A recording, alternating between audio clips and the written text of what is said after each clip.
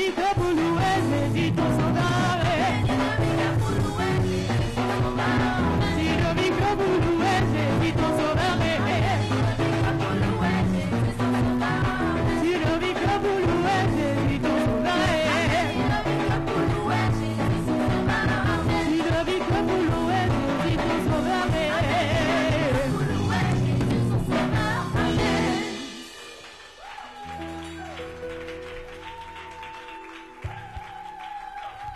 Bien-aimé, c'est comme ça que tu acclames le Jésus qui est victorieux, le Jésus qui est champion.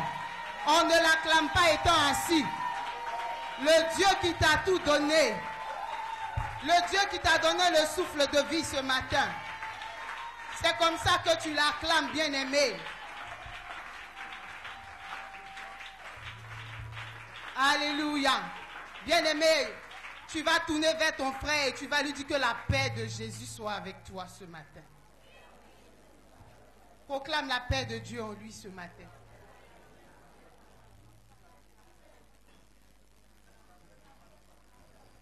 Prophétise la paix dans sa vie. Prophétise la paix dans son cœur, dans son intériorité. Que la paix de Yeshua Mashiach soit avec lui. Dis, ma soeur, que la paix soit dans ta vie. Mon frère, que la paix soit dans ta vie. Homme de Dieu, que la paix soit dans ta vie ce matin. Serviteur du Dieu très haut, que la paix de Jésus soit dans ta vie. Est-ce que tu peux acclamer sa majesté, Jésus de Nazareth? Bien-aimé, tu peux t'asseoir dans la présence de Dieu. C'est un privilège de me tenir là ce matin. Que le Seigneur te bénisse et que toute la paix du Christ soit avec nous ce matin. Je tiens à saluer nos pères dans la foi, en l'occurrence le docteur Dakouri Marus depuis la France. Est-ce que tu peux acclamer le Seigneur pour la vie de ce père qui est notre père et notre père de la maison, l'apôtre Achille Oligbo? Est-ce que tu peux bénir Dieu pour sa vie ce matin? Est-ce que tu peux acclamer le Saint pour sa vie ce matin? Est-ce que tu peux acclamer Dieu pour la grâce de Dieu dans cette église pour nous? Alléluia. Bien-aimé, sans aucune prétention, que toute la gloire revienne à Jésus. Et je bénis le Seigneur pour l'occasion et la confiance que l'homme de Dieu a en ma personne de me tenir à cette chair. Alléluia. Et je prie que le Seigneur nous fasse du bien ce matin. Prie et dis au Seigneur de te parler, de parler à ton cœur au travers de cette parole que tu vas entendre ce matin. Toi qui nous suis en direct de là où tu es, sois salué et prie que la grâce de Jésus qui est manifestée en ce lieu puisse te localiser aussi de ta position où tu es.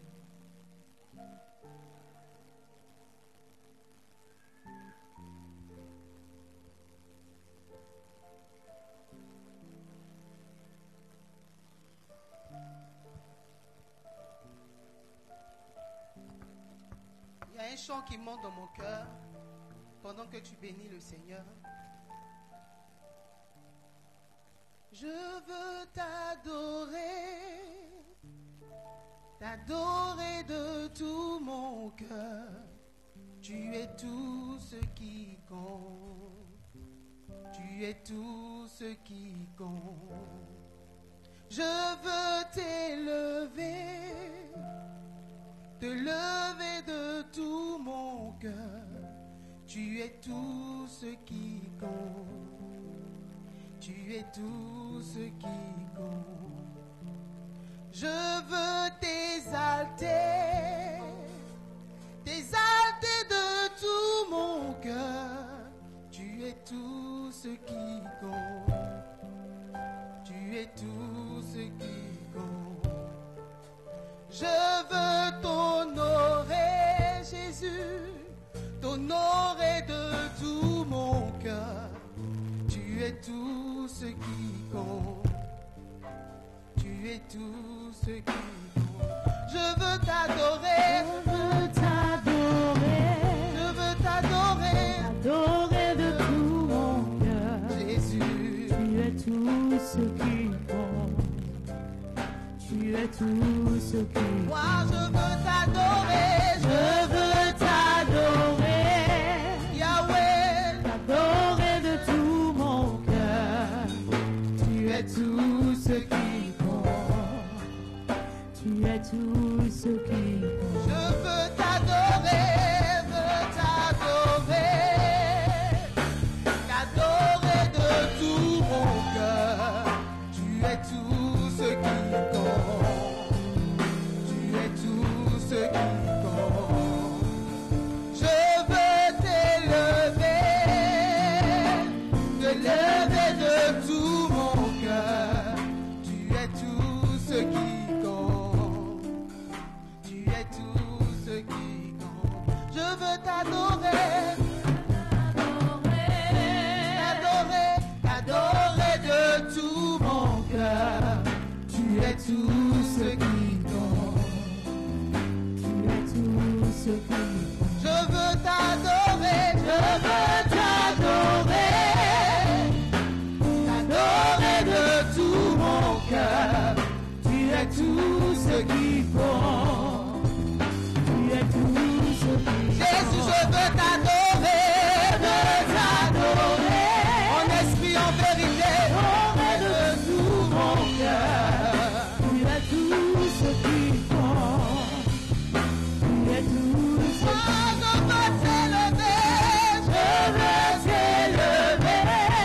t'élever de tout mon cœur. Alléluia. Tu es tout ce qui compte. Tu es tout ce qui compte. Tout ce qui Je veux t'exalter, Adonai, t'exalter de tout mon cœur.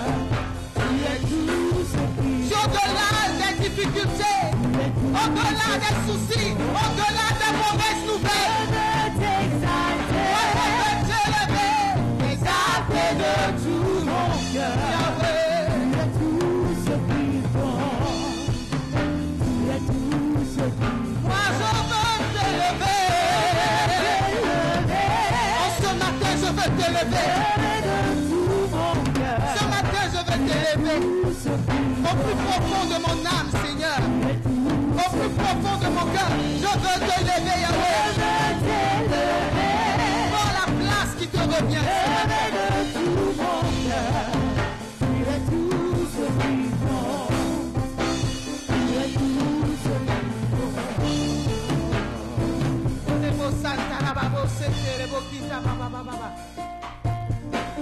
Tu es tout ce qui compte, Jésus. Tu es tout ce qui compte dans ma vie. Moi, je veux t'élever de tout mon cœur. Tu es tout ce qui compte, papa. Tu es tout ce qui compte. Au-delà des problèmes, au-delà des soucis, au-delà des épreuves, tu es le meilleur. Tu es ce qui compte le plus dans ma vie. Et je vais te célébrer.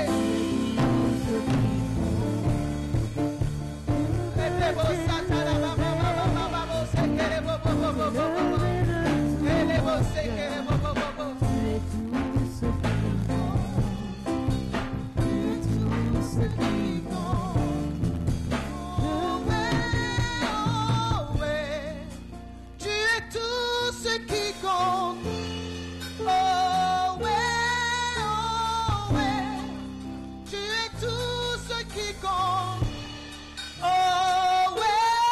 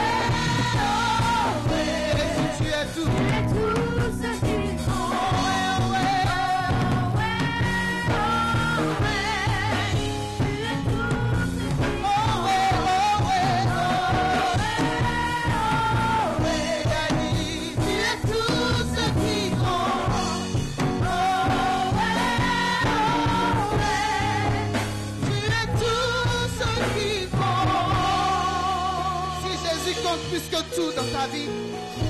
Est-ce que tu peux l'acclamer encore ce matin?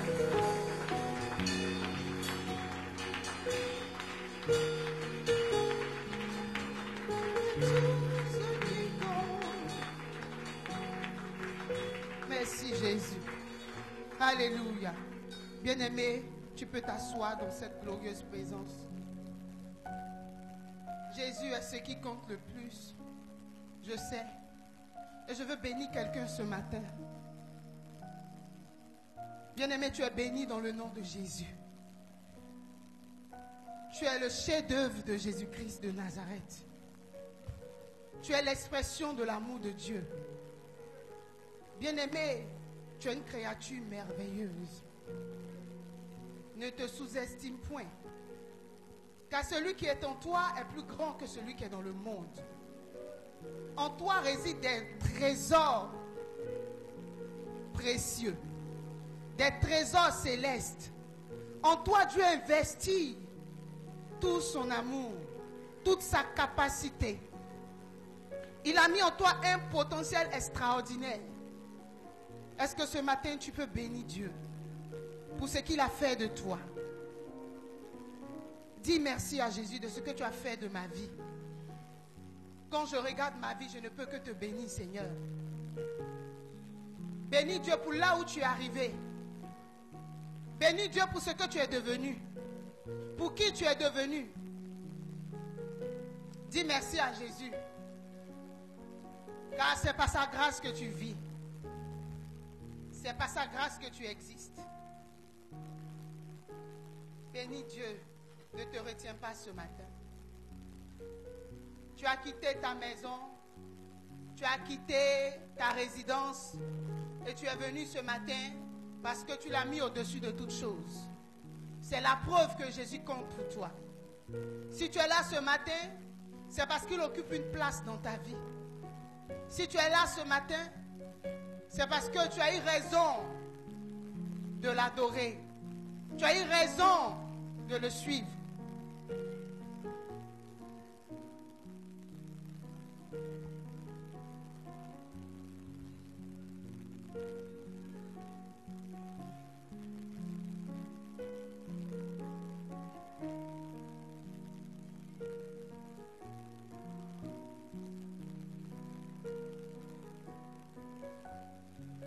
Alléluia.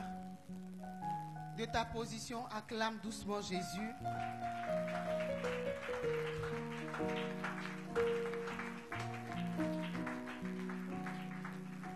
Que la parole du Seigneur soit bénie ce matin. Bien-aimés dans le Seigneur, en cette année, je vais dire des grands progrès, surtout en ce mois de janvier. Dieu nous appelle à identifier, n'est-ce pas, et à surmonter les obstacles qui pourraient nous empêcher de marcher pleinement dans les bénédictions que Dieu a préparées pour nous. Amen. Donc Dieu nous appelle à surmonter ces obstacles-là.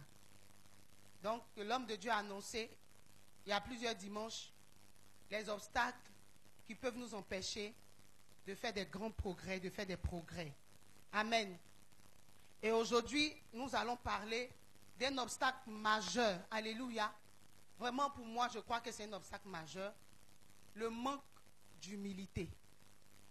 Le manque d'humilité. Bien-aimé, l'humilité est une clé essentielle pour progresser. Amen. Quand on parle de progrès, on parle d'atteindre un niveau plus meilleur que là où on était. Quand on parle de progrès, on parle de pouvoir atteindre un accomplissement. Quand on parle de progrès, on parle, je peux dire, de bien-être, d'évolution. Amen. Donc, progresser dans sa vie de prière, dans sa relation avec Dieu, progresser dans son entreprise, progresser dans la vie, même dans la politique et dans tous les domaines de notre vie. Amen. Donc l'humilité est la clé vraiment essentielle pour progresser dans tous les domaines de notre vie. Que tu sois entrepreneur, que tu sois élève, que tu sois couturier, que tu sois maçon, que tu sois élève pasteur, que tu sois bishop, que tu sois encore homme marié, femme mariée, célibataire, que tu sois un étudiant, bien-aimé, tu as besoin de cette clé-là, qui est l'humilité. Amen, amen. L'humilité est le chemin vers l'élévation. Dis amen. Dis à ton frère que l'humilité est le chemin vers l'élévation. Et sans l'humilité, bien-aimé, nous risquons de stagner. Ça veut dire quoi? Tu risques d'être bloqué. Sans l'humilité dans notre vie, nous risquons d'être bloqués. Et même de détruire des relations que Dieu nous donne par manque d'humilité. Nous risquons même de manquer de direction divine par manque d'humilité. Amen. Et si tu manques de cela, tu seras vraiment bloqué. Tu vas vraiment tourner en rond. Amen, amen. Et Dieu a besoin que tu aies l'humilité en toi. Amen, amen. Comme j'ai dit, l'humilité est le chemin vers l'élévation. Amen, amen. Et cela te permet de pouvoir accomplir ta destinée divine. L'humilité te permet de devenir ce que Dieu dit que tu dois devenir. Ou ce que Dieu dit que tu es. En réalité, nous sommes quelque chose, nous sommes quelqu'un. Dis amen. Dans le plan de Dieu, Dieu a conçu un plan bien défini pour toi. Tout ce que tu es en train de faire aujourd'hui comme progrès n'étonne pas Dieu. Parce que c'est ce que Dieu a déjà écrit sur ta vie. Dis amen. Donc tu as besoin de l'humilité pour vraiment atteindre ou accomplir, entrer dans ta destinée divine. Donc tu as besoin de cette clé-là. Amen, amen. Et nous allons prendre comme texte de base Proverbe 16, verset 18. Proverbe chapitre 16, le verset 18. Dans ma version King James, je lis. L'orgueil précède la chute et l'esprit hautain précède... L'orgueil précède la ruine et l'esprit hautain précède la chute. Amen. Peut-être dans ta version, c'est dit autrement. L'orgueil précède la ruine. Bien aimé. L'orgueil précède la ruine. Et l'orgueil précède la chute. Donc quand on parle de manque d'humilité, bien aimé, il faut voir l'orgueil. Et le manque d'humilité peut te conduire à l'échec. Là où Dieu voulait te faire avancer, l'orgueil te conduit à l'échec. Là où tu devais progresser, l'orgueil peut te bloquer. Là où tu devais avancer, l'orgueil peut te faire stagner. Amen, amen. Donc, l'orgueil, quand je parle d'orgueil, je fais référence au manque d'humilité. Est-ce qu'on se communique ce matin? Bien aimé, et pour cela, tu as besoin de savoir c'est quoi l'humilité. Parce que tout le temps on dit, il faut être humble, il faut être humble. De manière pratique et simple, le mot humilité vient d'abord du mot latin, selon la Bible, tapeinos. Tapeinos qui veut dire abaisser. Ou humilité de cœur. Donc ce mot-là est tiré du mot hébreu, du mot grec, tapeinos, qui veut dire abaisser. Qui veut dire humilité de cœur. Donc quand Dieu parle de l'humilité, il fait référence à l'attitude, surtout à l'attitude du cœur. L'humilité, c'est une attitude. Alléluia. Est-ce que je parle à quelqu'un? Ton amen me fatigue. Donne-moi un amen pour m'encourager ce matin. Amen. Même si tu es humble ce matin, j'ai besoin de ton amen. Hein? Donne-moi un amen puissant encore. Alléluia, tu es béni. Donc, l'humilité, ici, Dieu fait référence à l'attitude du cœur. Donc, de manière simple, l'humilité, c'est reconnaître ce que nous sommes et ce que nous avons qui vient de Dieu. Ça, c'est être humble. C'est reconnaître tout ce que nous sommes. C'est de reconnaître que tout ce que nous avons nous vient de Dieu. Une personne qui reconnaît ça dans son cœur est une personne humble. Et je crois que tu es humble ce matin. Parce que je sais que tu reconnais que tout ce que tu es, tout ce que tu as pu accomplir dans la vie jusqu'ici, te vient de Dieu. Et ça, c'est une attitude de cœur d'abord. Amen, amen. Bien-aimé. Et encore, l'humilité, c'est être simple. C'est être une personne vraiment simple. Comme la Bible dit une personne sobre. Amen. Une personne modeste. De manière visible, quand on te voit, tu dois être une personne simple. Bien-aimé, il y a des gens qui ne sont pas simples. Amen. Quand tu les vois, mais tu le vois marcher, tu sais que là, l'humilité a disparu. Amen, amen. L'humilité pour nous, bibliquement, c'est d'être des personnes simples. Tu peux porter des choses de qualité, des choses de valeur, mais tout en restant simple. Bien-aimé, quand tu regardes les vrais riches, ils ne font pas de bruit. Les vrais riches ne font pas de bruit. Tu peux le voir porter des trucs chers, mais simples. S'il ne te dit pas qu'il est riche, tu ne vas pas savoir. Amen. Mais on voit des personnes, pour ceux qui suivent un peu les réseaux sociaux, il n'y a pas longtemps, il y a des jeunes influenceurs qui ont reçu de l'argent et qui sont venus sur les réseaux sociaux montrer leur argent. Et aujourd'hui, ils ont eu des problèmes. Alléluia. L'orgueil précède la ruine. Dieu nous demande d'être simple. Bien-aimé, tu peux avoir des milliards, des millions. Et puis tu restes simple. Tu restes humble. Alléluia. Alléluia. L'humilité, c'est reconnaître ses limites. Être humble, c'est de savoir que moi, je peux, mais arriver à ce niveau-là, je ne peux pas. Il y a quelqu'un qui peut plus que moi. Amen. L'humilité, c'est reconnaître que je suis limité aussi. Qu'à un moment donné, je ne peux pas faire plus que ce que je sais faire. Amen, amen. Donc, si tu reconnais tes limites dans ton cœur, c'est que tu es une personne humble. L'humilité, c'est aussi écouter les autres et ne pas croire qu'on est trop supérieur aux autres. Une personne qui n'aime pas écouter les autres peut manquer d'humilité ou manque même d'humilité. Tu n'écoutes pas les autres. Tu te crois supérieur aux autres. Bien-aimé, c'est un manque d'humilité. Jésus lui-même a dit, dans Matthieu 11, verset 29, il a dit, « Apprenez de moi, car je suis doux et humble de cœur. » Jésus est doux et humble de cœur. Donc, il parle du cœur. Apprends à écouter les autres. Reconnais que les autres sont supérieurs à toi. Amen. Et c'est quoi le manque d'humilité? Si on veut définir l'orgueil ou le manque d'humilité de manière simple, selon que j'ai fait des recherches, le manque d'humilité, c'est croire, c'est le contraire de ce que j'ai cité. Mais c'est croire être trop meilleur. Bien aimé, ce n'est pas mauvais d'être meilleur, de penser que je suis meilleur. Amen. C'est important même de croire qu'il y a du bon en toi. Jésus même célèbre l'excellence. Amen. Mais quand tu penses que, quand tu entres dans l'excès, ça devient de l'orgueil. C'est une manière de voir en toi que tu manques d'humilité. Amen, amen. Est-ce qu'on se suit ce matin? Quand tu te crois trop meilleur. Je crois qu'il y a quelqu'un qui a chanté, il a dit, il est le sommet de l'île Malaya. Il est sous pied, sous terre. Alléluia.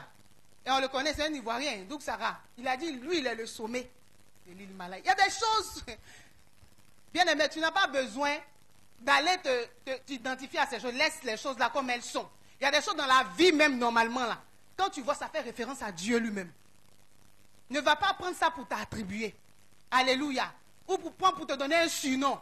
Laisse la chose comme elle est là-bas. Amen, amen. Alléluia. Bien aimé, il y a un homme dans la Bible. Hérode Agrippa. Cet homme se croyait tellement supérieur, tellement meilleur, que le peuple a crié la voix d'un Dieu qui s'élève. Il s'est élevé pour que le peuple a crié la voix d'un Dieu. Et il a été frappé par Dieu. Alléluia. Et on va voir ça dans Acte 12, versets 21 à 23. Le pasteur Antoine va m'aider avec la lecture.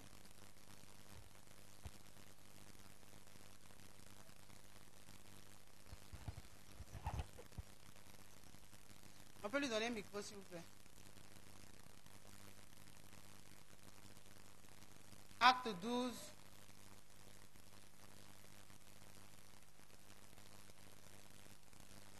Nous lisons. Acte chapitre 12. Verset 21. 21 à 23.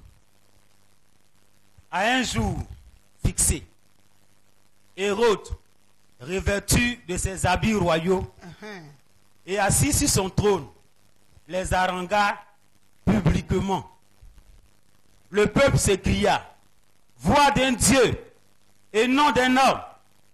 Au même instant, un ange du Seigneur le frappa parce qu'il n'avait pas donné gloire à Dieu et il expira, rongé des vers. Hey, alléluia. Amen.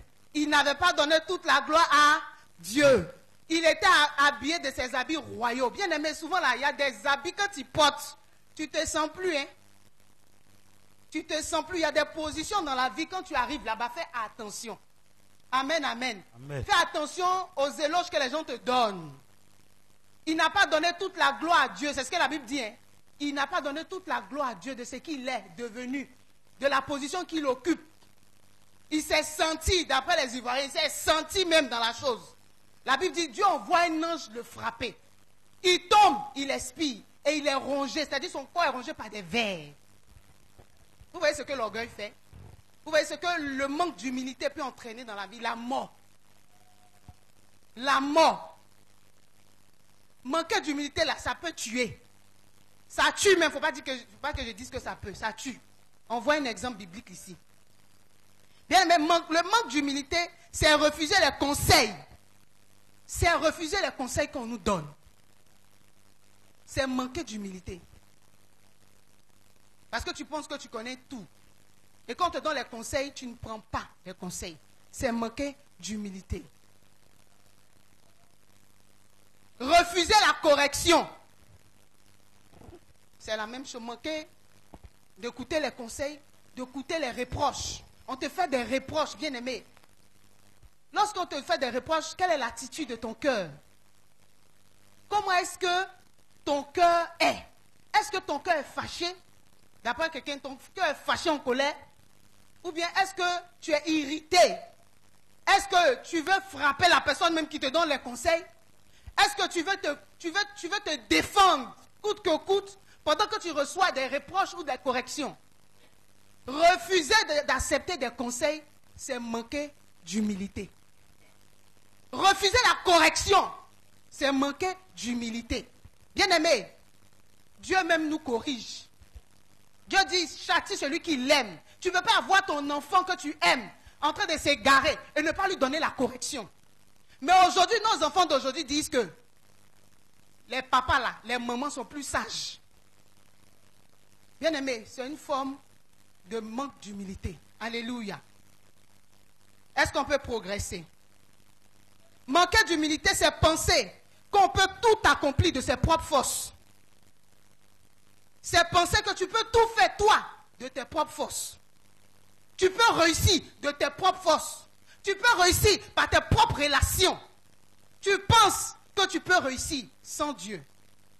De toi-même. Bien aimé, c'est manquer d'humilité. Et ça, c'est l'orgueil.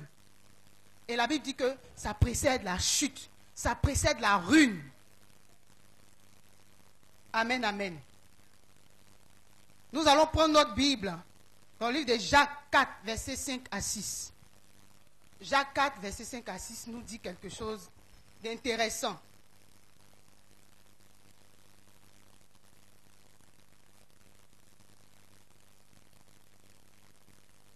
Jacques, chapitre 4, versets 5 à 6. Il est écrit,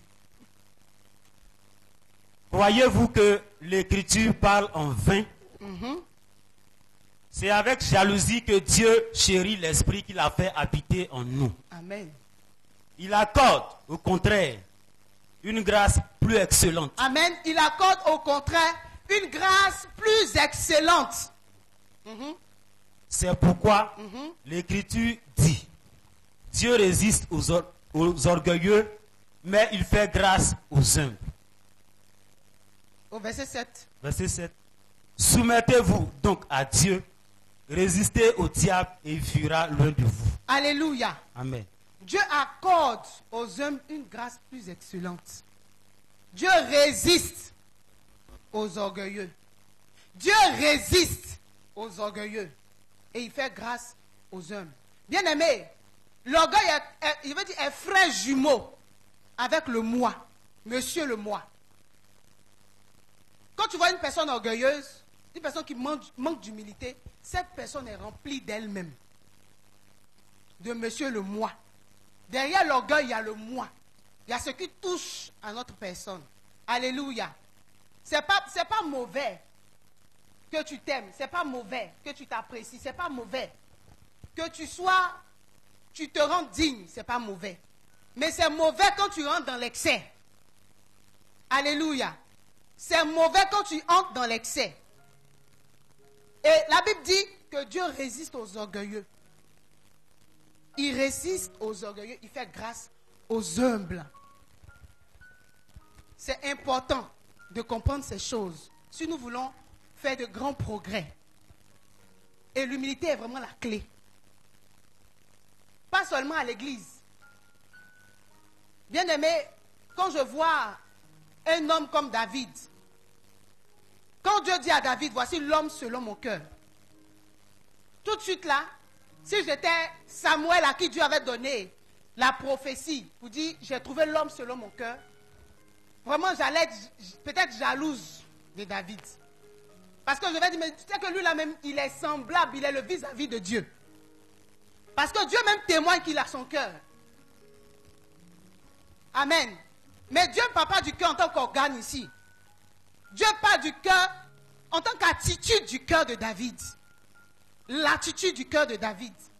Bien aimé, quand Dieu a dit que David était l'homme selon son cœur, pas que David n'a pas commis d'erreur. On a vu qu'il a commis des erreurs même graves. N'est-ce pas? Mais David avait une attitude de cœur qui plaisait à Dieu. Amen, amen. C'est que David savait reconnaître ses erreurs. Il savait reconnaître ses faiblesses. Il savait s'abaisser devant Yeshua. Alléluia. Dieu aimait ce cœur. C'est ce David-là qui a écrit des psaumes où il dit, Seigneur, sors de moi. Quelqu'un qui a le cœur selon Dieu, mais quand il s'approche du Seigneur, il ne manque pas de dire, Seigneur, regarde-moi. Donne-moi un cœur pur. Bon, si j'ai déjà un cœur selon Dieu, pourquoi je prie pour avoir un cœur pur? Pourquoi je cherche ce cœur? C'est de son attitude de cœur. David savait s'abaisser. David savait se taper une os devant Dieu. Il savait avoir un cœur humble, un cœur petit, un cœur d'enfant devant Dieu. Et Dieu aime ce cœur. Dieu aime ce genre de cœur. Et Dieu ne résiste pas à l'homme ou à la femme qui sait s'abaisser devant lui. Dieu ne résiste pas à l'homme qui reconnaît dans son cœur que là où il est parvenu aujourd'hui, c'est Dieu qui l'a amené là-bas. Alléluia. Bien aimé, il y a des exemples bibliques qui nous parlent des personnages qui ont eu l'humilité. En l'occurrence, le Seigneur Jésus-Christ lui-même. Alléluia. Jésus est le modèle supérieur de l'humilité. Dis Amen.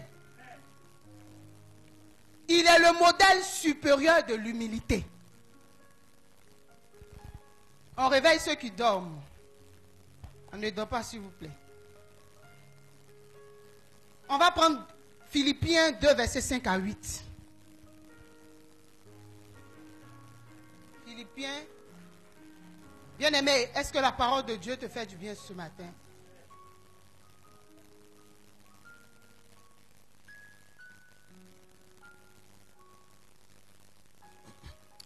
Philippiens chapitre 2, les versets 5 à 8. Nous lisons.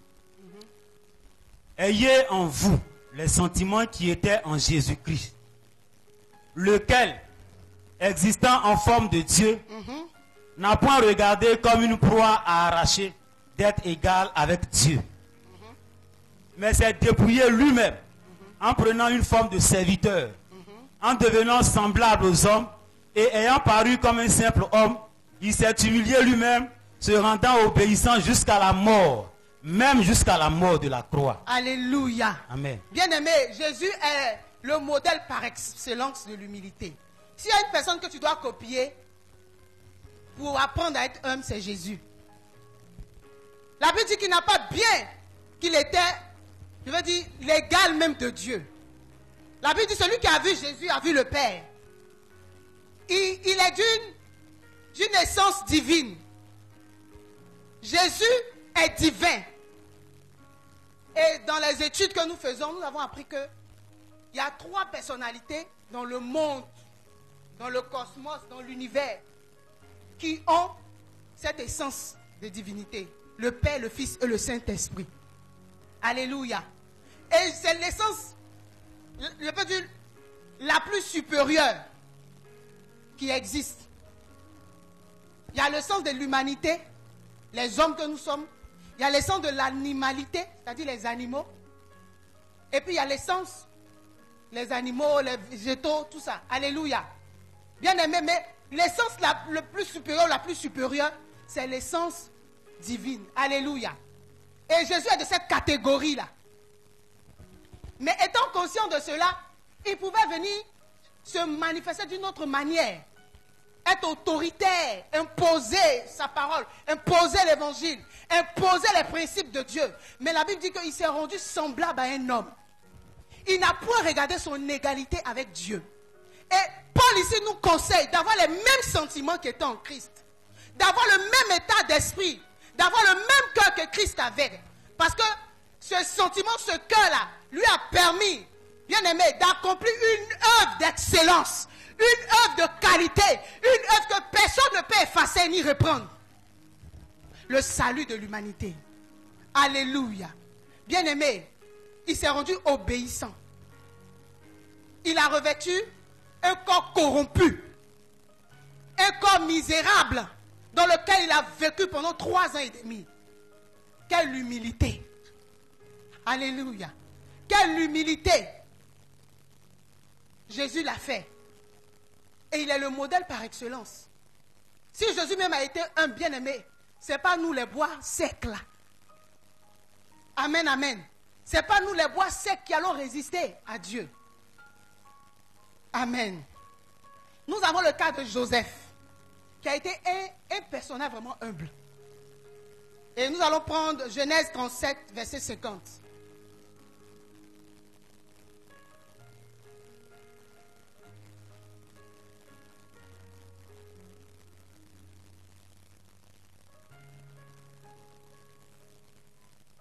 Genèse 37, verset 50.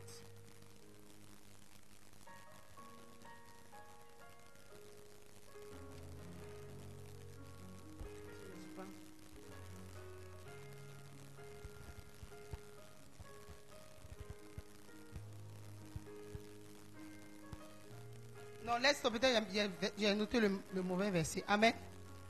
Alléluia. Juste pour dire ici, tout le livre de Genèse 37 parle un peu de Joseph. Amen. Joseph,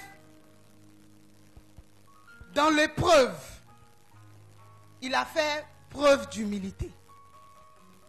Joseph a souffert, il a été méprisé. En aucun moment tu as vu Joseph penser à la vengeance. En aucun moment tu as vu Joseph être irrité.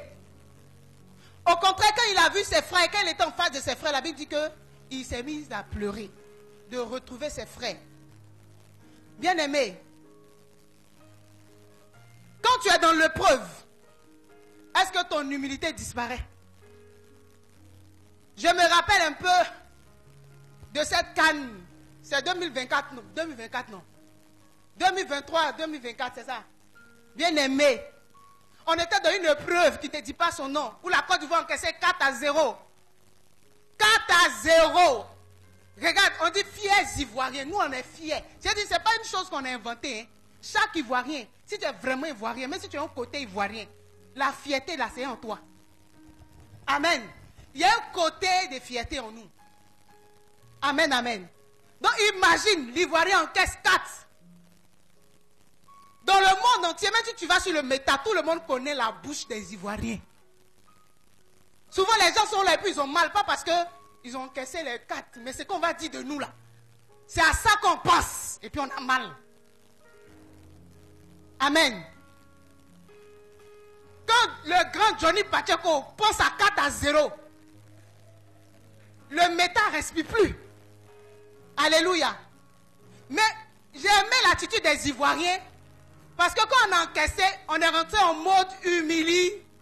Ah, dis ça bien. On est rentré en mode humili. On a activé ça vite. J'ai dit, on parle et puis il va dire, On était dans le sous-sol même de la mort. Tout le monde est découragé. En tout cas, ceux qui ne peuvent pas attraper leur cœur, ils ont insulté. D'autres ont déchiré leur maillot.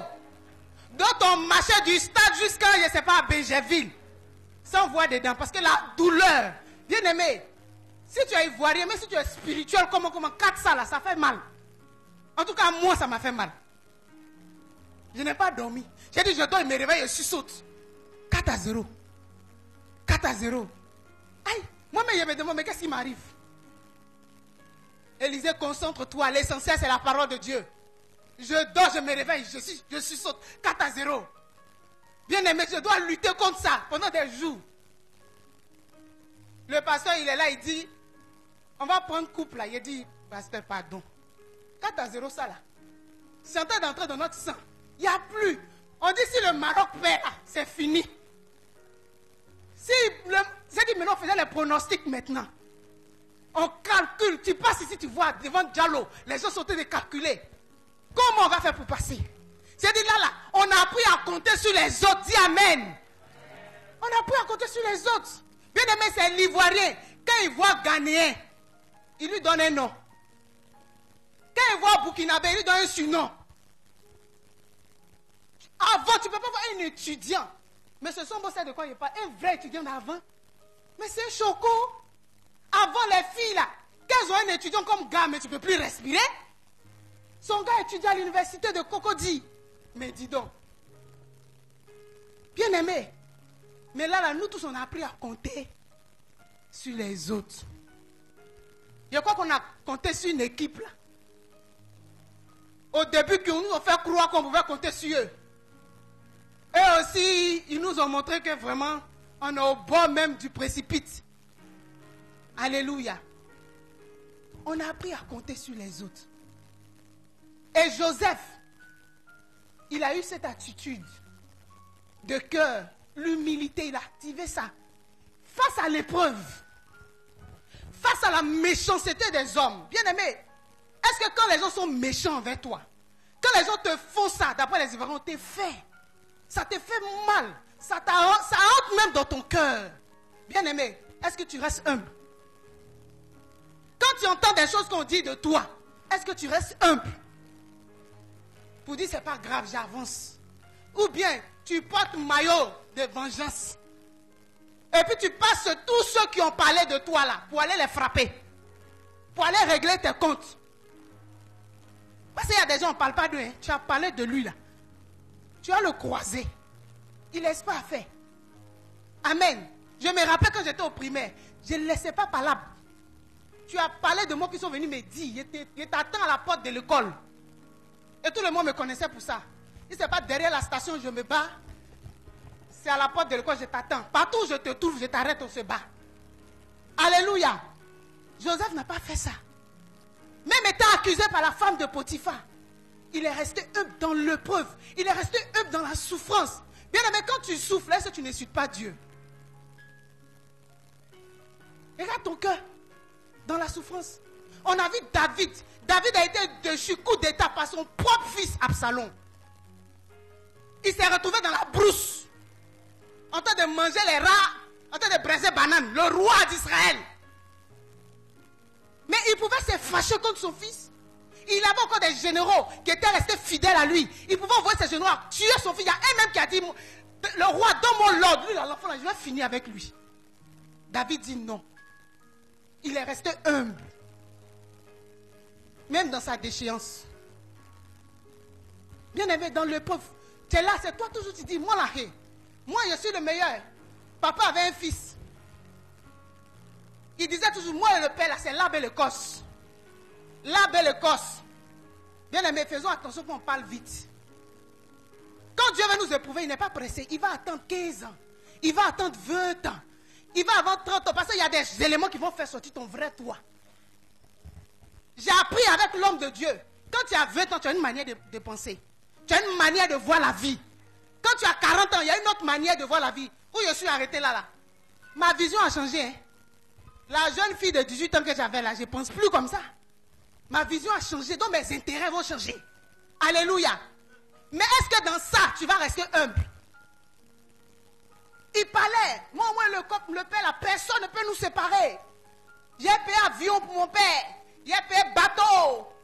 J'ai payé quoi encore? Maison. J'avais le fait voyager en première classe. Quand le feu est venu, le corps s'est brûlé.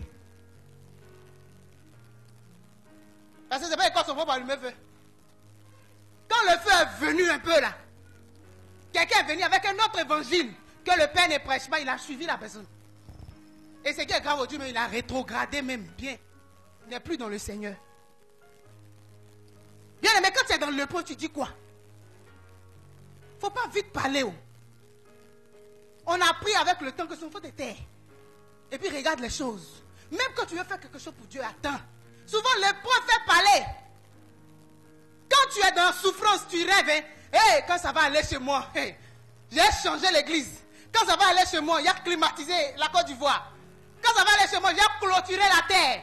Tu parles. Quand Dieu met 1 million dans ta main, tu ne viens plus à l'église.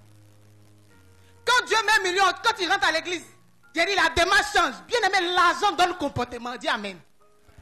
En direct, tu n'as pas encore eu. Dis Amen. Aïe. L'argent donne comportement. Moi, je vous dis, un dimanche, on devait venir au culte. Le pasteur a commandé Yongo. Ah. Yongo là ne vient pas depuis. Et puis le prix de Yongo là même là. De chez nous ici, là, normalement, on paye 1100 francs, 1000 francs pour venir. Yongo l'a fait 2000, beaucoup là-bas. Il a dit, mais tu ne vas pas annuler pour recommander. Il dit, Élisée, sois patiente. D'accord, je suis patiente. Mais ce jour-là, j'ai eu raison d'être patiente. Hein. On est là, on attend Yongo. Il dit, Yongo arrivé, on sort. J'ai dit, Yongo, tu vois voiture de luxe là. Il a dit, quand il a vu la voiture comme ça, souris mon seul. Il a dit, je suis venu, il a tapé la vitrine, ça, il a baissé, il dit, monsieur, c'est Yongo. Il dit, oui. Il dit, voiture, ça l'a fait Yongo aussi. Il dit, madame, c'est Yongo monté. Il a dit, quand je suis monté, le pasteur me regarde, il me dit, mais ça, c'est quel gawa ça? Bien aimé, mais le confort qui était là, il a changé de comportement. Il a changé d'attitude. Je souris seul. Il a dit, mon frère, mais tu es où toujours? Et puis au moins dans Yongo, il fait chaud là. Il dit, non, madame, ça c'est Yongo business. Ça ne roule pas au Pougon. Il a dit, hein, ce que tu n'as pas encore vu, il ne faut pas dire que ça n'existe pas. Ça a encore dit ça roule. Il a dit le confort des... Hey, tu n'es pas encore monté dans la voiture. Il y a des voitures là, ça change ta tête. Tu es ici, quand le pasteur prêche, tu penses que ta vie c'est limite à gauche ici. Quand tu rêves là, tu vois psychologie. Bien aimé, il y a des endroits. Si tu ne commences pas à prier pour que Dieu te donne l'humilité, tu as régné Jésus. Parce qu'il y a des endroits mais qui t'imposent une manière de vivre. Qui t'imposent une manière de te tenir. Qui t'imposent une manière... Tu vas voir qu'il y a des gens qui viennent, c'était ton frère, tu causais à lui, n'importe quoi. Quand tu vas, le frère Sambo. Sambo, il y a ferrage. Il a atteint un niveau où il ne peut plus faire ça. Bien aimé, ce n'est pas l'orgueil, c'est normal. La vie t'impose un style de vie. Moi-même, où je suis arrivé là, on me dit qu'il ne faut plus faire la comédie. Parce que j'arrive dans des endroits où je suis obligé d'être sérieux. Ça me gratte comme ça. Mais je suis obligé de bien me tenir, de bien parler, de sourire, de m'asseoir d'une manière. J'ai dit, tu t'en manger, et puis on te donne le couteau, tu ne sais même pas où on met, tu es comme ça, tu es comme ça. Il n'y a pas, madame, il n'y a pas l'eau pour laver la main. Si tu ne peux pas faire semblant de mouiller les feuilles qui sont là, puis laisse viande là. Est-ce que tu peux acclamer le Seigneur Jésus? Oui. Bien aimé, dans l'épreuve, tu peux parler. Il a dit, quand il a vu la voiture, je suis monté dedans. J'ai souri seul dans la voiture. Il a dit, hé, le bonheur.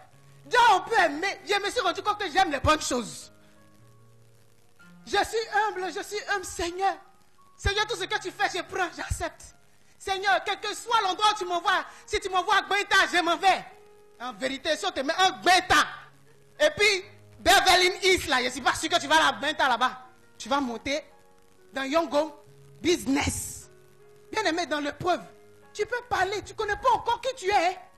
On ne se connaît pas encore, c'est Jésus seul qui nous connaît. Jésus seul, il sait. C'est que tu penses que tu n'aimes pas. Moi, j'avais une fille ici. Quand le pasteur a dit, paix, avant là, nous, on ne portait pas mèche. Hein. Il dit, paix, mettez mèche maintenant. Hey, yeah. La seule, elle va nous juger. Ça, c'est qu'elle mèche ça. Donc, moment, tu portes aussi. Il dit, il ne faut pas me frustrer. Moi, où je suis arrivé là, il y a longtemps, mais je voulais porter. C'est parce que le pasteur dit, on marche comme la vision, là, dans la vision. S'il nous donne la permission, là, il y a un porté. Il ne faut pas venir me distraire ici. Hein. Je suis là un matin, il vient dire, maman, tu n'as pas une perruque là. Il dit, tu quoi?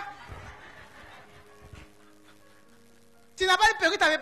Il a dit, hein, Donc nous, on n'est plus perdus. On n'est plus perdus. Bien, tais-toi. Faut te taire. Si les gens sont de faire ça, tu comprends rien, tais-toi.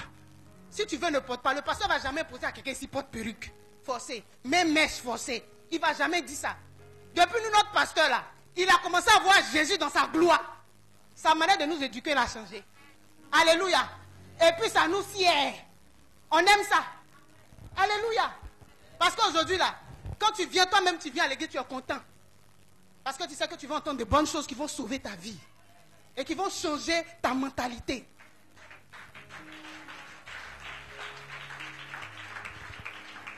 Fais attention quand tu es dans l'épreuve. Parce que l'épreuve va te révéler. Moi, je pensais que j'avais un type de cœur parce que des épreuves viennent me révéler moi-même qui je suis. Il ne faut pas attendre quelqu'un qui va te dire, toi-même si tu es humble là, Dieu va te montrer ton cœur. Un jour, je priais et puis le Seigneur me dit que tu es colérique. Moi, je ne pensais jamais que moi là, j'avais de la colère. Parce que pour moi, quand je suis fâché, je m'étais. Ou bien quand je suis fâché, je peux parler pendant 2 heures du temps. Et tu peux me laisser la partie, je parle seul, je parle. Je peux parler l'histoire, géographie, sciences, conjugaison, je parle tout. Quand j'ai fini, c'est fini. Et le Seigneur me dit ce jour-là, tu es colérique. Il a dit, c'est entré dans mon cœur comme ça. Yeah. Seigneur, tu me dis que oui, tu es colérique, tu as traite ta colère. Et je suis venu dire au pasteur, il dit, Seigneur, merci. Si c'est moi qui avais dit ça là, j'allais dire tout. Amen, amen. Et j'ai commencé à prier contre la colère. Et j'ai commencé à voir comment ma colère se manifeste. J'ai commencé à prier contre ça. Amen. Bien-aimé, nous avons David, comme j'ai dit. David, son humilité envers les hommes.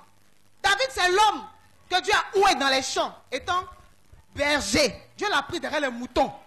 Dieu a versé l'huile sur sa tête. Bien-aimé, il est resté humble. Il était le porteur d'âmes de Saül. David n'a pas commencé à porter les âmes, et puis c'est là Dieu l'a oué roi. Il ne portait pas encore les âmes quand il était derrière le troupeau, que Dieu allait le chercher pour mettre l'huile sur sa tête. Après ça, il est devenu porteur d'âmes. Bien-aimé, si c'était toi et moi, qu'ils sont venus nous oindre dans le secret. Il y a longtemps, tu as mis caméra directe. Je suis le nouveau roi de la Côte d'Ivoire. Alléluia. Tu as commencé à faire direct, même live.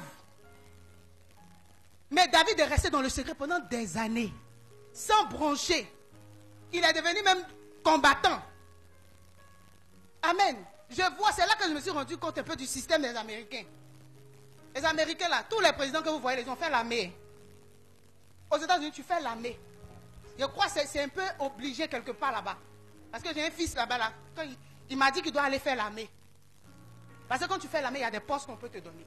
Donc vous voyez les présidents là, ils savent porter des armes. Ils peuvent aller en guerre.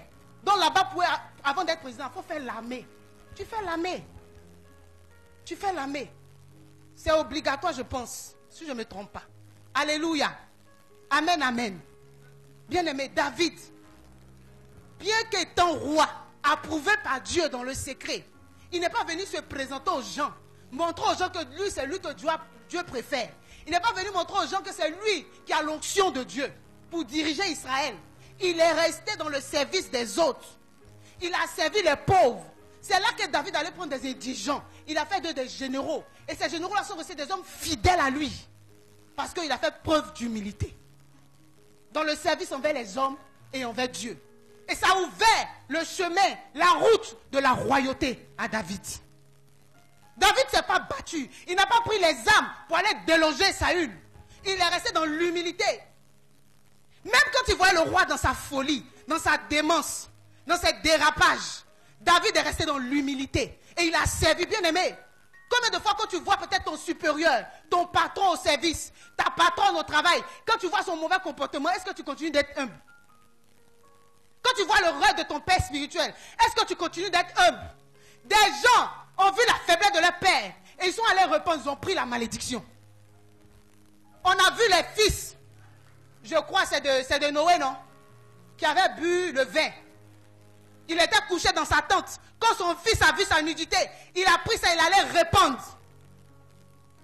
Quand son père a pris, son père l'a maudit. Bien aimé, combien parmi nous, quand on marche auprès des honorables, des personnes de qualité, quand il faut un peu d'erreur, on prend, on répand. Combien de fois tu es avec ton mari, quand il fait une erreur, tu parles à tes soeurs, tu parles à tes cousines, tu parles à tes amis. Hein? Tu parles à tes collègues au service. Tu vas au salon de coiffure, c'est là-bas tu parles de ton mari. Et puis quand il passe, on dit, hein, voyez le monsieur, la tante qui vient ici, là, voyez son mari qui passe. C'est qui aime parler de son mari partout. Quand tu as des histoires avec ta femme, tu t'as expliqué ça à tes frères, à tes soeurs. Au point où quand on la voit, on ne la respecte même plus. Alléluia. Combien de fois qu'on voit les gens dans leur délit, tes propres enfants. Bien aimé, on a nos parents qui nous ont vendus à leurs frères, qui nous ont vendus à leurs soeurs. L'oncle là, il n'envoie jamais ses enfants pour que ton papa le gronde. Hein. C'est toujours toi, quand tu fais quelque chose, quand l'oncle arrive net, il dit viens. Ton neveu là, c'est un voleur. C'est un bandit, il n'écoute pas. Et puis on te met dans un procès. On te gronde. Et puis c'est dans ça là, les oncles sorciers, les tantes sorcières ont profité pour gâter la destinée. C'est parce que tu le mets à l'école qui se comporte comme ça. Il faut l'abandonner. Il faut le rejeter, tu vas voir. Amen, amen. David, même dans son humilité, dans sa souffrance, il a appris à se taire. Il a appris à servir Dieu et à servir les autres. Il est devenu le meilleur roi d'Israël. Dieu même a juré, il a dit à David, ton trône ne sera jamais vide. Je jure par moi-même, ton trône là, ne manquera pas de successeurs. Et nous voyons cela dans la personne de Jésus. Jésus est de la descendance de David. Vous ne voyez pas que Bartimée, quand Jésus passait, qu'est-ce qu'il a crié? Jésus, fils de David. Cette promesse, l'attitude, l'humilité de David a fait que David a été l'arrière grand-parent de Jésus. Quelle grâce! On peut compter le temps où on a parlé de David et de Jésus. Il y a eu des siècles, des millénaires. Mais après des temps, on continue d'appeler le nom de David. Et sur Christ, le roi des rois. Sur qui? Le roi des rois, le Seigneur des seigneurs, Jésus-Christ de Nazareth. Fils de David.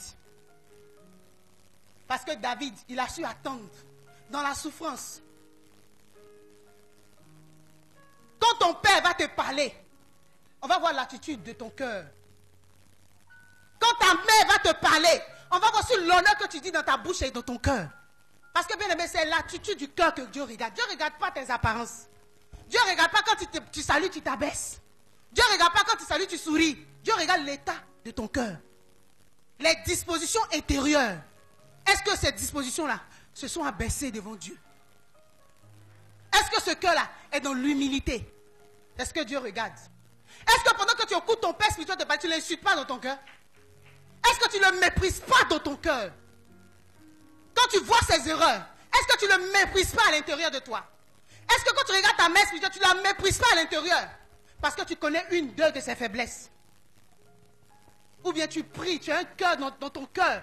Tu as un sentiment qui dit, je veux voir cet homme élevé. Je vais prier pour que Dieu aide cet homme. Je vais prier pour que mon père soit élevé. Bien aimé, il y a un secret que j'ai appris avec le papa Achille. C'est que les fils brillent plus que les pères. Forcément. Un fils est appelé à surpasser son père. À aller là où son père n'est pas arrivé. À briller plus que son père, à briller plus que sa mère. Donc tu n'as pas à courir à faire la concurrence avec ton père spirituel. Parce que forcément, c'est lui qui déclare la bénédiction. Et tu vas aller plus haut. Jésus même l'a dit. Vous allez faire ce que j'ai fait, mais vous allez faire plus que ce que j'ai fait. Même si en réalité tu ne feras pas plus que Jésus. Mais Jésus veut te voir élevé. Et ça, c'est la disposition du cœur du Père. David n'a pas enfreint cette loi. Même quand il avait le droit.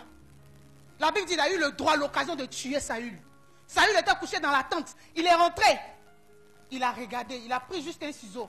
Il a coupé un peu. Pour lui montrer que je pouvais te tuer. Mais il a dit, je ne ferai pas de mal au oint de Dieu. Même quand il savait qu'il n'avait plus l'onction. Même quand il sait qu'un homme de Dieu n'a plus l'onction. Que ton frère n'est plus approuvé par Dieu. Bien aimé, fais attention. Est-ce que tu peux rester dans l'humilité? Quand tu as appris qu'un frère est tombé dans le péché, tu es qui pour le juger? Est-ce que tu sais rester un mauvais frère? Même quand tu sais tous les mauvais coups qu'il a fait. Même quand tu sais combien de fois il est tombé. Est-ce qu'il reste encore digne? Bien aimé, papa Chilo a toujours dit, même quand un homme pêche, il ne perd pas son honneur. Il ne perd pas son honneur. C'est pour ça que la justice, même quand on attrape un voleur, on ne le tue pas. Il a le droit à la parole. On lui demande d'avoir un avocat. La vie même impose ça. Même quand tu tombes, c'est pour ça Jésus, est-ce que tu peux acclamer la sagesse infinie de Dieu? Dieu est sage. Et c'est pour ça que Dieu a dit, s'il vous arrive de pécher, souvenez-vous que vous avez un avocat. Ah, la justice de Dieu, il y en a. Alléluia. Jésus sait que dans la vie normale, quand on attrape un bandit, on attrape un criminel, quelqu'un qu'on accuse, on dit tu as droit à un avocat. Jésus aussi sait qu'en tant que ses enfants, il a pris des dispositions. Il peut arriver qu'on tombe, il dit vous avez droit à un avocat. Si vous arrive de tomber, votre avocat qui est Jésus-Christ, vous pouvez l'appeler. Et puis lui, c'est un avocat qui n'échoue jamais. S'il prend ton dossier, tu seras acquitté. Dis Amen. Tu seras acquitté. Et tu es déjà même acquitté d'avance. Bien aimé, c'est toi qui sautes. D'après les Hébreux, tu sautes dans le maïs. Quand tu apprends une mauvaise nouvelle, là, il y a un avocat. Jésus, ton avocat est là. C'est pas toi qu'il est payé d'avance. Tout est déjà payé. C'est comme quelqu'un qu'on attrape, on l'envoie, il est pauvre. On l'envoie à la police ou à la justice. Et puis il y a un avocat qui apparaît, oui. C'est monsieur Kwaku. Oui, je suis votre avocat. Il dit, mais à quel moment? Non, tout est géré. Tout est géré. Les procès que tu vas faire là, tout est déjà géré. Et c'est ce que le Seigneur a fait pour nous.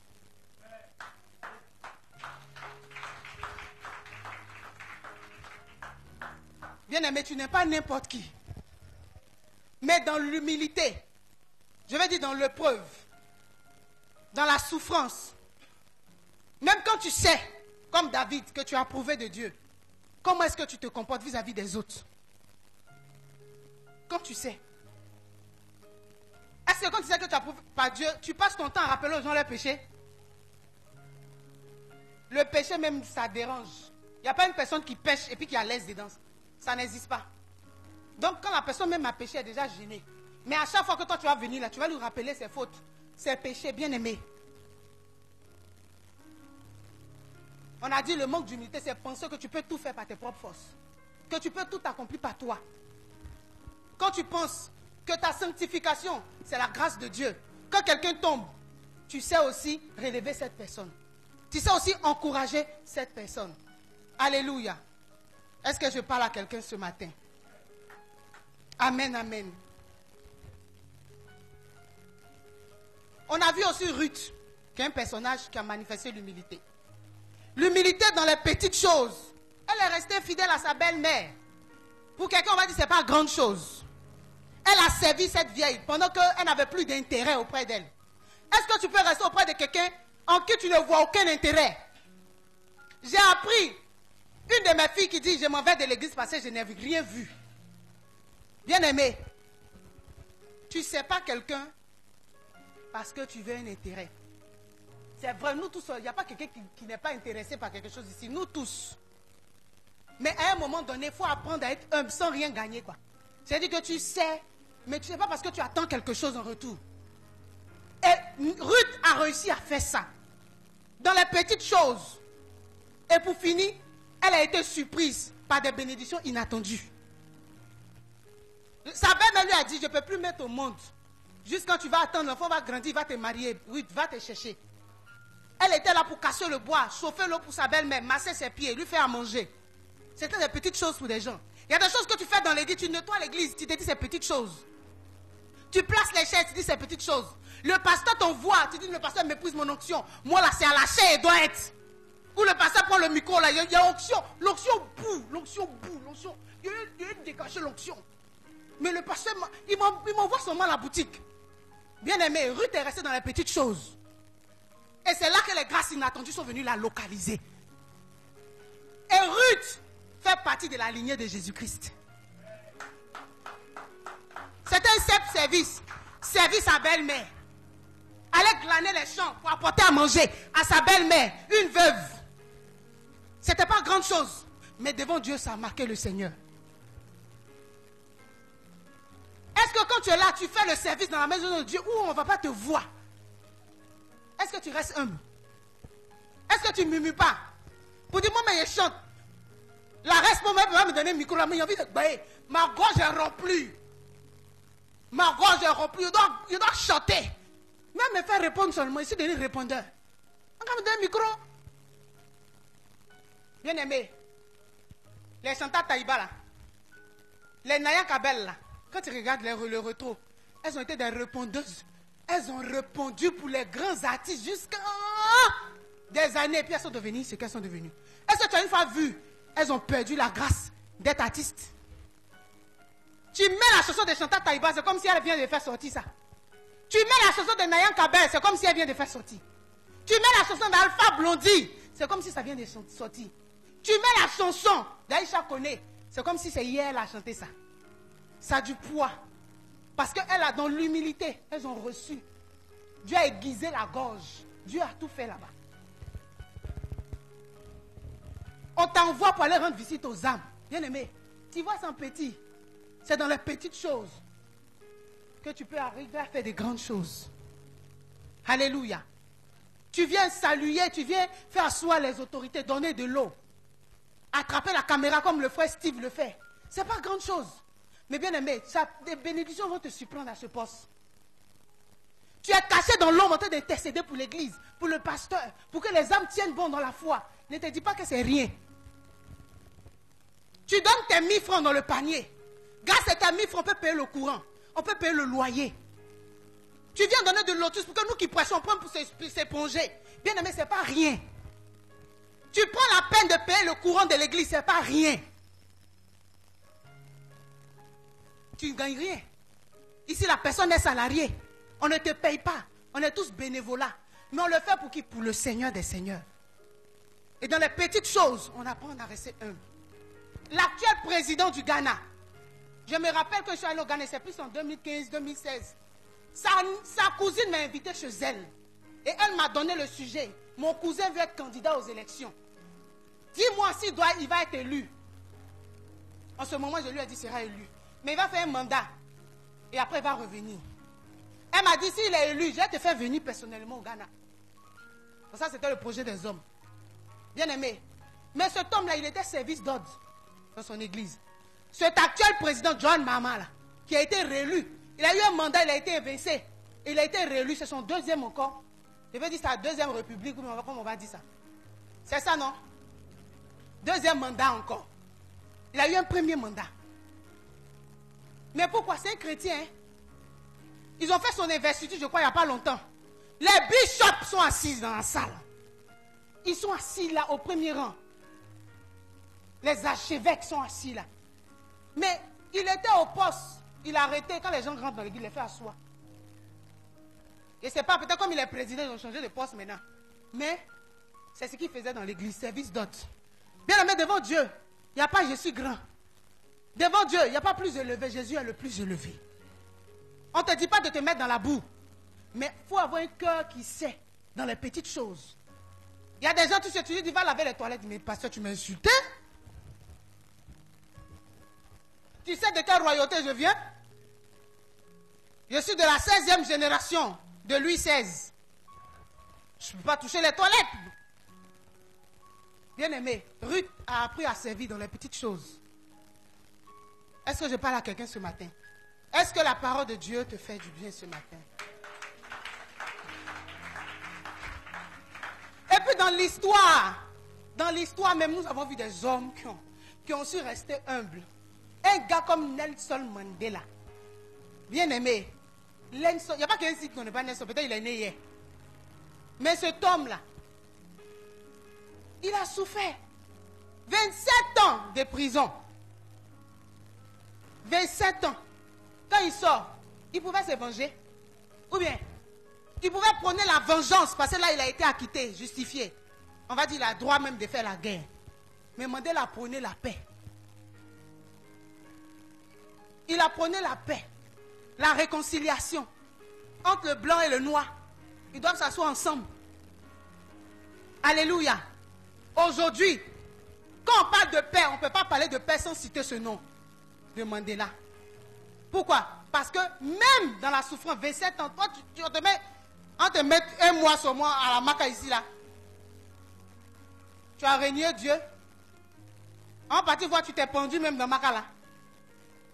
Alléluia. 27 ans. Même si on va dire sa prison, peut-être un peu bien quand même. C'est ça, non? Mais 27 ans. Même si c'est bien, il n'y a pas une personne qu'on met en prison qui va dire que c'est une bonne chose. Mais il n'a pas prôné la vengeance. Quand il est sorti de la prison, sa propre femme Winnie, dans son dos, a fait des règlements de compte. Il a divorcé d'avec elle. Parce que sa vision, c'était de prôner la réconciliation. C'était de prôner la paix. Ce cœur-là qu'il avait, c'est son cœur. C'est son cœur. Et c'est son cœur-là que Dieu regarde.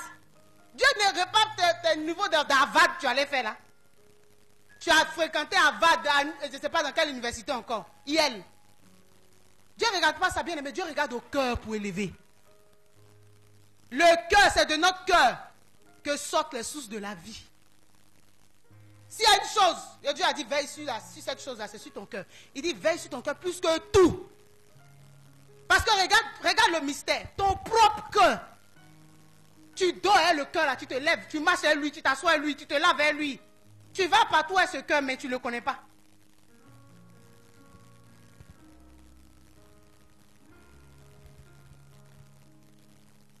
Regarde, tu ne connais pas ton cœur. Ton propre enfant t'a porté 9 mois. Tu ne connais pas son cœur. Il y a une jeune fille récemment qui a tué sa propre mère. Parce que sa maman lui a dit, elle ne sort pas. Elle devait sortir, sa maman dit, tu ne sors pas. Et pour ça, elle a mis du poison dans le jus de sa maman. Parce qu'elle était en colère. Sa maman est morte, elle réalise que c'est la seule personne qu'elle avait sur la terre. Ton atalakou que tu fais là, tu ne connais pas ton cœur. Dieu a dit au peuple d'Israël, quand vous allez manger, vous serez rassasiés. N'oubliez pas Dieu. Parce que bien aimé, il y a des nourritures quand tu manges là. Tu peux oublier Dieu.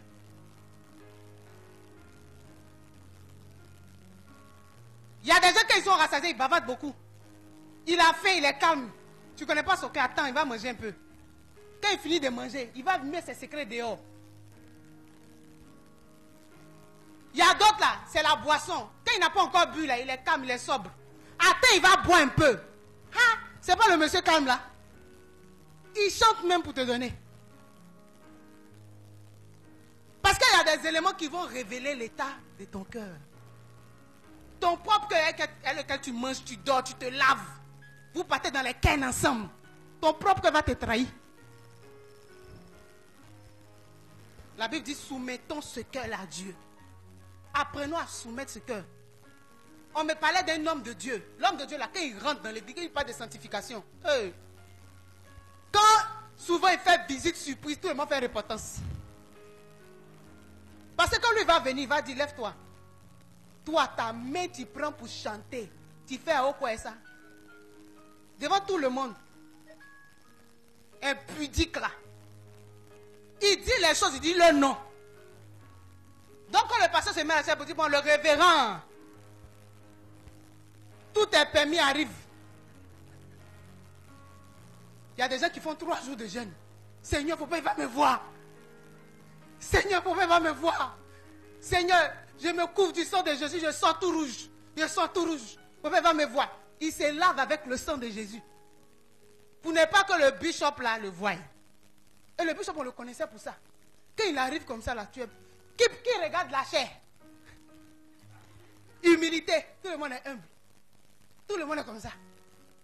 C'est pour Papa Chilo, tu vois. Papa Chilo, même Dieu, il dit la vérité dans la sagesse. Il dit des choses proprement. Il a dit, le gars, il dit ça. Et un jour, il va en mission au Bénin. On le loge dans un hôtel. Et il est couché, il sort, il va payer orange. Pendant qu'il est en train de payer les oranges, il se rend compte que la jeune fille a porté un t-shirt sans soutien. Et puis, c'est bien arrêté, midi pile. Et puis, les yeux, vous connaissez les yeux de l'homme. Hey, il boit les oranges, et puis il dit, attends, tu t'appelles comment? Elle dit son nom. Tu habites le quartier? Oui. Bon, c'est qu'elle est sûre. Je suis logé à l'hôtel ici, à la porte. tu peux venir, je vais prier pour toi. Il n'y a pas de problème. Donc il rentre dans sa chambre. Il est là-bas. La voix sonne. L'image de la fille. Il court, il descend pour voir si elle n'est pas partie. Il dit, ah, je pense que c'était parti. Ah, je suis venu voir si tu as fini de vendre. Orange même, c'est combien? Bon, je paye tout. Il a payé tout le plateau. Viens, je vais prier pour toi. Le temps, le bishop va faire comme ça. Bishop a bu tout orange. Il a bu la vendeuse d'orange. Il a fini sa mission, il est rentré sur Abidjan. Quelques temps après, il y a 2 femmes et une jeune fille qui apparaissent, qui appellent son numéro. Que c'est tel bishop, on veut te voir. Il dit, oui, c'est pourquoi venez à la maison. La femme dit, non, pas besoin d'arriver chez toi. Viens nous trouver où nous on est là. Donc le bishop arrive, il voit une jeune fille enceinte, il s'est dit qu'il y a problème. Il a enceinté la fille. Alléluia. Il a enceinté la fille. Et comment la fille, le bishop lui a pas dit qu'il est bishop. Qu'il était là pour... Il dit qu'il est venu en mission. Donc elle passait un jour, et puis elle a vu sur l'affiche sa photo avec d'autres hommes de Dieu. Donc ils ont pris le numéro qui était dessus là. Et ils ont appelé. Mais comme c'était des femmes sages, quand elles sont allées dans l'église où il a fait le programme, elles ont dit non, on cherche un homme de Dieu qui a fait un programme ici. On veut aller à Abidjan, on veut le rencontrer. Voici tout ce qu'elles ont dit. Même quand quelqu'un pêche là, bien aimé, il ne faut pas aller l'exposer. Elles ont eu sagesse, elles sont arrivées. Et l'homme de Dieu a pris ses responsabilités de s'occuper de la grossesse de la jeune fille. Il a donné l'argent pour son école, tout, elle est retournée au pays. Mais cet homme de Dieu là, quand il prend un micro, il sait que souvent pécher, on ne fait pas exprès. Ouais. Il y a des chutes où tu peux organiser toi-même ta chute. C'est-à-dire que tu vois quelqu'un venir, et puis comme tu n'as pas vu qui tu as, tu fais semblant que tu tombes. Et puis il y a des chutes où tu tombes, et puis toi-même, tu es étonné même de comment tu es tombé. Donc il s'est rendu compte que on peut tomber sans faire exprès. Son langage a changé. Il parle toujours du péché, mais avec humilité. Alléluia. Bien aimé, nous sommes en Jésus. La Bible nous appelle au changement. Donc forcément, on va parler du péché. Mais avec humilité, parce qu'on sait que nous sommes des humains. Donc, il peut arriver que toi aussi tu passes à la casserole. Et comme tu sais ça, tu dois dépendre de Jésus-Christ de Nazareth. Est-ce que je parle à quelqu'un ce matin?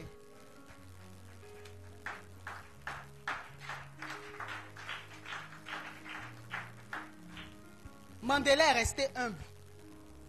Il a prôné la paix. Nous avons cette belle femme, Mère Teresa. Qui a entendu parler d'elle? Mère Teresa. Cette femme s'est consacrée aux pauvres. Elle a consacré sa vie aux pauvres et aux malades. Elle a servi et elle a été une femme remarquable.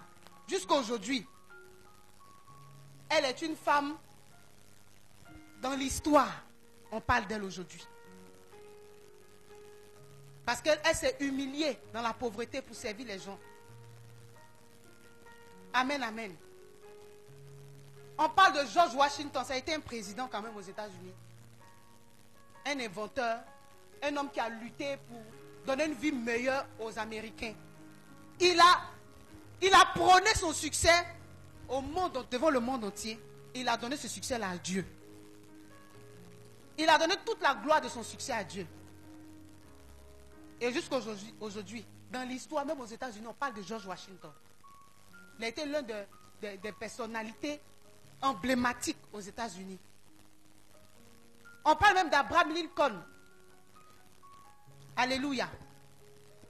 Est-ce que je parle à quelqu'un ce matin? Même l'actuel président des États-Unis. Comment il s'appelle?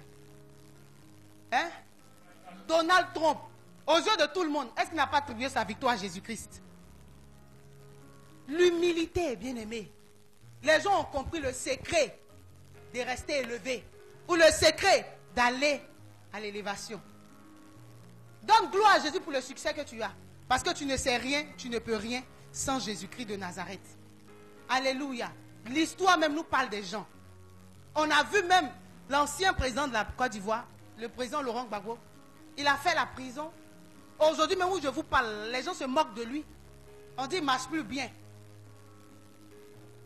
Mais cet homme a souffert.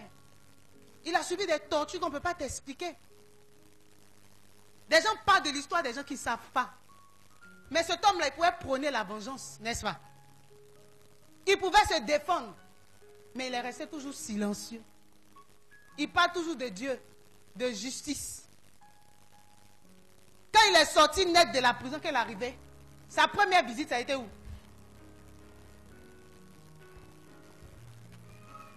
Ça a été où? Il allait à la cathédrale. N'est-ce pas? Il allait saluer, je ne sais pas quel cardinal là. Les gens parlaient, oui, il n'est plus évangélique. Il s'est rappelé que Dieu existe, c'est l'essentiel. Amen, amen. Bien aimé, les gens ne connaissent pas l'histoire. Des gens ont su rester humbles dans la gloire. Bien aimé, fais attention quand tu es élevé. Fais attention à ton cœur. Ne parle pas de ton apparence. Regarde ton cœur. Comment ton cœur tourne en toi-même. Quand tu entends des choses qui vont contre toi, tes principes, mais qui vont contre toi, ce qui te plaît, comment ton cœur tourne? Comment ton cœur s'exprime? Dieu cherche un homme, une femme qui sait s'humilier. Parce que l'humilité précède la gloire. Forcément. L'humilité est le chemin de l'élévation. L'humilité est la porte de l'élévation. Quand tu sais t'humilier devant Dieu, Dieu va forcément te lever. Alléluia. C'est important de rester humble. Amen, amen. Le manque d'humilité, bien aimé, pourquoi c'est un obstacle au progrès? Parce que le manque d'humilité peut te fermer les portes que Dieu veut ouvrir pour toi. Le manque d'humilité ferme la porte. Voici Dieu qui se lève, il veut libérer son peuple en Israël. En Égypte du moins. Il va doucement avec Moïse parler à Pharaon. L'orgueil de Pharaon est fouetté. Pourtant Dieu était venu. Il a ouvert une porte devant Pharaon. Pour que Pharaon laisse partir le peuple. Pour que le salut aussi soit avec lui. N'est-ce pas? Parce que c'était la volonté de Dieu que le peuple d'Israël soit en Égypte. Dieu avait prophétisé ça. Maintenant le temps est venu, ils doivent sortir. Pharaon dit il ne veut pas. Ça lui a fallu quoi? Son orgueil lui a fallu quoi? La mort. Il a été entraîné, lui et son armée, dans la mer Rouge. Pourtant, il y avait une porte de salut qui était ouverte. Bien aimé, l'orgueil est un obstacle au progrès parce que l'orgueil peut te fermer la porte des opportunités.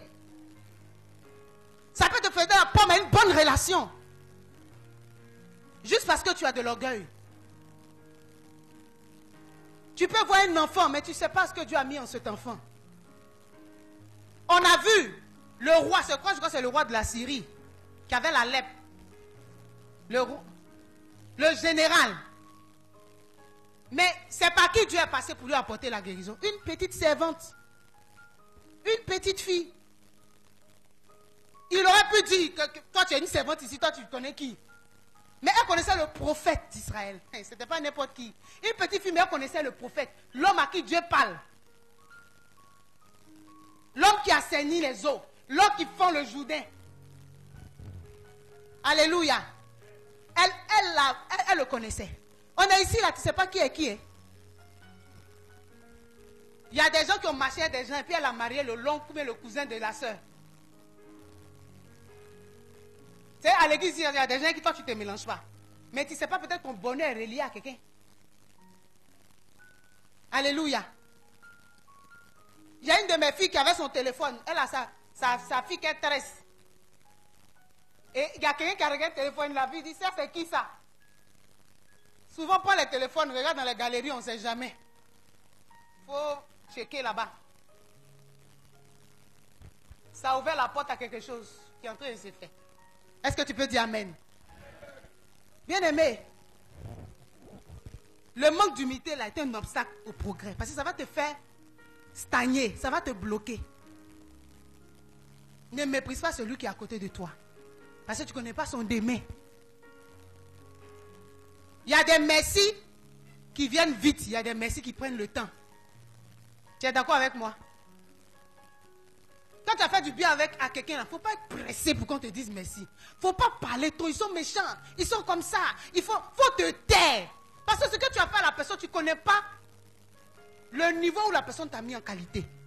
Donc la personne se dit 10 000 ça ne va pas suffire pour que je te dise merci. Donc la personne est dans le secret en train de prier pour que Dieu lui donne pour te faire du bien. Donc souvent, il ne faut pas te presser. Même quand tu fais du bien à quelqu'un qui ne reconnaît pas, il te quitte, il s'en va, tais-toi. Ne parle pas trop. Un jour, cette personne peut revenir. Ils reviennent toujours. Dis à quelqu'un, ils reviennent toujours. Jésus a dit, le bienfait n'est jamais. Même si tu as fait c'est un sorcier, ça ne va pas se perdre. Ça va revenir vers toi. C'est comme un ballon de tennis. Là, quand il lance, ça va revenir. Alléluia. Il n'a qu'à sorcier ni diable cordon 10. Ton bien que tu lui fais là, ça va te revenir un matin. Ne regrette jamais. Je dis bien jamais le bien ou le service que tu as rendu à quelqu'un. Parce que si tu regrettes, tu auras eu ta récompense. Ne regrette pas. Est-ce que je parle à quelqu'un ce matin? Alléluia. L'orgueil ferme la porte. Le manque d'humilité peut t'empêcher de grandir et d'apprendre. Parce que tu connais déjà où. Tu ne vas plus apprendre. C'est un obstacle parce que ça t'empêche d'apprendre. On ne montre pas à quelqu'un qui se suffit. Bon, tu connais. On va t'apprendre quoi encore? Tous ceux qui sont en apprentissage, c'est des personnes humbles. C'est pour ça que tu dois t'acclamer ce matin. Parce que tu as de l'humilité. Pour t'asseoir devant moi qui ne suis rien, pour m'écouter. C'est de l'humilité. Parce qu'il y a des gens qui ont des niveaux plus élevés ici. Mais qui s'asseyent parce qu'ils ont de l'humilité en eux. Ils ont un cœur humble. Ce que je dis, ce n'est pas peut-être nouveau pour certains. Pour certains, oui. Pour certains, non. Quand ton propre pasteur est assis et puis t'entends, il t'écoute prêcher. C'est de l'humilité. Est-ce que je parle à quelqu'un? Quand tu manques d'humilité, bien, mais tu ne vas plus grandir. Tu ne vas plus avancer. Tu ne vas plus aller devant. Aujourd'hui, les jeunes filles, elles sont là, elles font rien. On dit, viens apprendre coiffure. Elle ne veut pas. Viens apprendre couture. Elle ne veut pas. Viens faire t'apprenti. Quand elle apprend. Et puis ça va devenir tille même. Là, elle n'est pas prête. Elle veut être patronne en même temps. On a beaucoup de jeunes ici qui ne font rien. Mais aller apprendre à être maçon, être vitrier, ferronnier, menuisier. C'est que tu as dit que tu as changé son nom. Mais tu vas t'élever comment? Bien aimé, c'est encore du voix si on méprise ce genre de métier. Va au Ghana, tout près là, va au Togo. Tu vas voir comme les menuisiers sont riches. Tu vas voir les poseurs de carreaux, comment ils sont riches. Bien aimé, le métier est béni. Quand tu essaies d'apprendre un métier, c'est que tu veux progresser. C'est que tu veux grandir. Quand tu te mets à l'école, ça veut dire que tu as de l'humilité et que tu as envie d'aller loin dans la vie. Quand tu te mets à l'école de quelqu'un, tu deviens un disciple de quelqu'un. C'est que tu vises l'excellence. L'orgueil fait qu'on refuse d'apprendre. Quand tu vois que depuis on te dit va à l'école, tu joues à tes études. Tu fais du mal à qui? On dit va à l'école, va te faire former. Quand tu parles de formation, tu t'assois. Bien aimé, la vie qui arrive où on est dedans là. Même pour être boy chez quelqu'un, on va te demander CV. Tu ne crois pas? Il faut écrire. Même pour ramasser poubelle, on va te demander CV. En Europe, les gens ramassent, vont laver. Vos frères qui sont laver toilettes en Europe, là, ils ont CV. Ils demandent CV. Avant qu'ils soient embauchés pour faire ça. On appelle ça technicien de surface. C'est le joli nom qu'elle a. Quand il vient, il dit, ma soeur, je suis technicien. Elle a entendu gros nom. Il y a eu mon boss. Il nettoie WC. Il balaie le salon du ministre, du président. Mais il y a bon salaire dedans. Ceux qui bavadaient ici, ils sont en train de laver toilettes en Europe. Ils débouchent trou, caniveau. Quand ils voient où ça rentre dans caniveau, donc caniveau ici, là, les égouts, les regards qui sont sur les routes, là. Tu n'as jamais vu? À où ça rentre dedans? Qui a déjà vu ça? Il rentre dedans son corps sans protection. Il rentre jusqu'à dans le caca là. Il ressort. Quand il peut dire, quand tu vois comme ça, tu fais. Ça t'attend en Europe. Toi, tu veux traverser la mer, tu n'as pas papier là. Et puis tu rêves de l'Eldorado. Tu as traversé la mer, ça t'attend. Tu vas aller déboucher jusqu'à bien dans Ségué. Mais le temps arrive même encore du fois, les gens vont chercher ça pour déboucher, il n'y en a pas. Parce qu'on va te demander CV pour ça.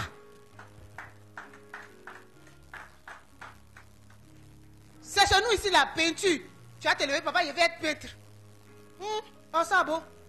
Je t'ai mis à l'école pour devenir peintre. Qui est devant moi? Papa, je vais être artiste. Mais aujourd'hui, beaucoup de parents, même bébé est petit. Je m'appelle, son papa même est son manager. Monsieur Yao sait de quoi il parle, monsieur Dioman.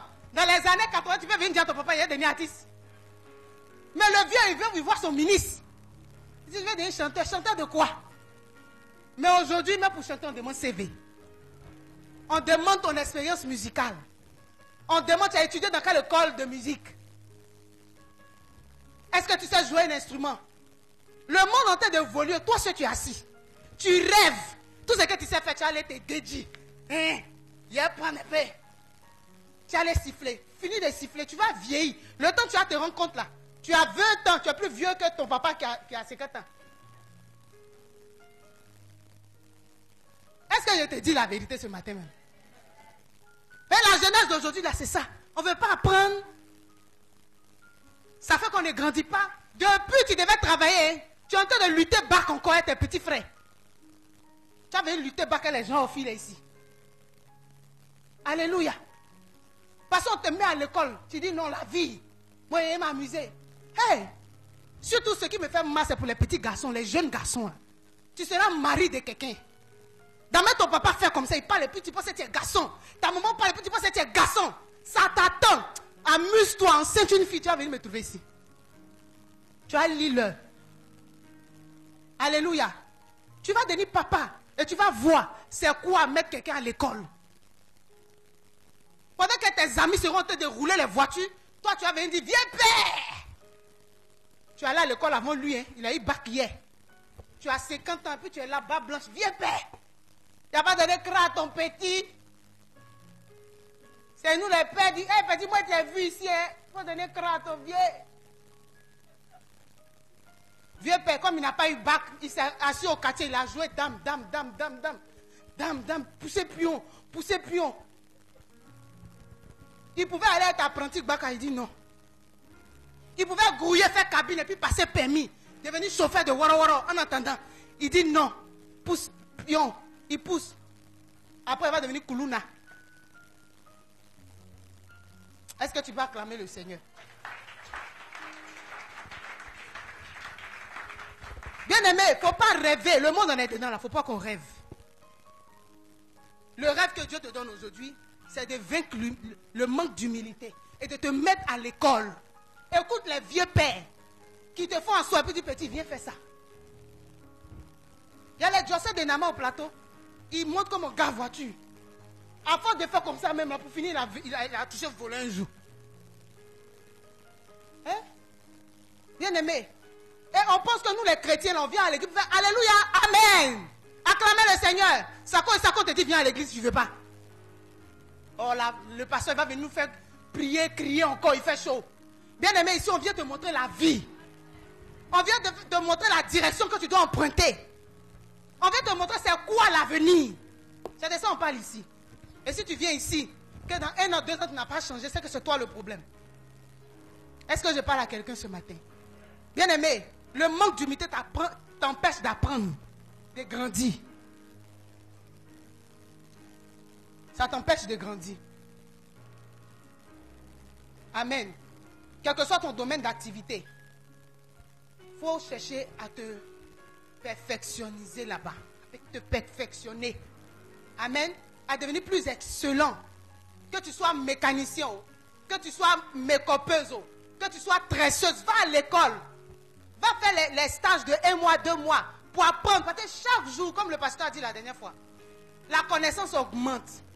Bien aimé, aujourd'hui tu as iPhone 16. Dans quelques mois, il y a 20 qui va sortir. Il y a des gens qui sont assis, ils réfléchissent seulement. Comment ils vont faire sortir un nouveau modèle? Aujourd'hui, il y a mèche darling. Demain, tu vas voir, il y a un autre modèle de mèche, autre modèle d'habit. Les gens sont là, en train de travailler. Toi, ça, tu penses que la vie est arrêtée. Comme papa a dit, ne soyons pas trop imbus de nous-mêmes. Parce que manquer d'humilité va te faire perdre la chance de la vie. Et demain, tu vas accuser le pasteur, tu vas accuser tes parents, tu vas accuser tes oncles. Toi, tu n'as rien. Ton oncle, tu viens voir ton oncle. Tonton, vraiment, c'est dur, il te donne 50 000. Tu prends pour aller boire bien.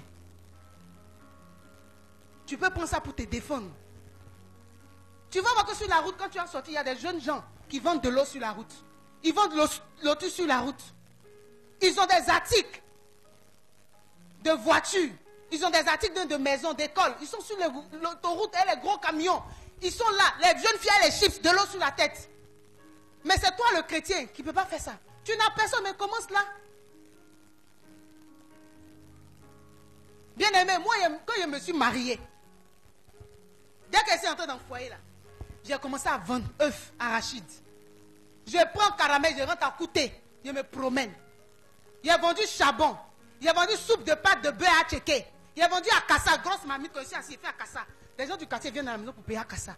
On a vendu chips. J'ai vendu huile, j'ai vendu savon, j'ai vendu éponge, friperie. Jus même, il vend encore. Il y a où là, mais tu continues de payer. J'ai commencé, c'est quoi? 2000 francs. 2000. Pour ne pas manquer de jetons. Pour ne pas dire qu'il n'y a pas de transport pour venir à l'église. Pour ne pas dire qu'il n'y a pas offrande. Bien aimé, nous avons un Dieu sage. Nous avons un Dieu sage. Aujourd'hui, les gens nous insultent. Parce qu'on dit on va à l'église, on ne voit pas ça sur nous. On dit on va à l'église, notre Dieu est méprisé. Tu vas à l'église, tu cries alléluia, les gens ne dorment pas. C'est toi qui pries de minuit à 5 h du matin. Mais matin, tu luttes, tu ris couché avec ton petit frère. Comment les gens vont honorer ton Dieu? On a donné une autre image à Jésus-Christ. Pourquoi? Parce qu'on refuse d'être humble. On refuse qu'on perde un peu notre valeur pour grandir. Quand ça ne va pas, là, on descend. Quand tu vois quelqu'un qui était en bas, qui est en train de monter, c'est qu'il a pris l'escalier de l'humilité. Mais quand tu vois quelqu'un qui était en haut, qui est en train de descendre, c'est qu'il a pris l'escalier de l'orgueil. Donc certains l'envoyer en bas. Amen, amen. Bien aimé, il y a beaucoup à dire sur le manque d'humilité. Mais si tu manques d'humilité, tu ne vas pas atteindre le progrès. Tu ne vas pas avoir une vie plus excellente. Tu n'auras pas une meilleure vie.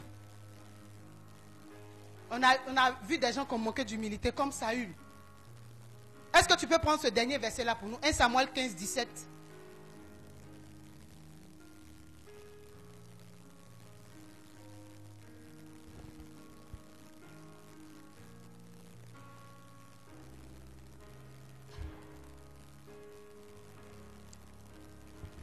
Samuel 15, 17 rapidement. On va finir tout à l'heure. Oui, 1 Samuel chapitre 15, à partir du verset 17. Samuel dit: lorsque tu étais petit à tes yeux, n'es-tu pas devenu le chef des tribus d'Israël? Et l'Éternel ne t'a-t-il pas oint pour que tu sois roi sur Israël? L'Éternel t'avait fait partie en disant: va, aidez-vous par interdire ces pécheurs, les Amalécites. Tu leur feras la guerre jusqu'à ce que tu les aies exterminés. Pourquoi n'as-tu pas écouté la voix de l'Éternel? Pourquoi t'es-tu jeté sur le butin et as-tu fait ce qui est mal aux yeux de l'Éternel?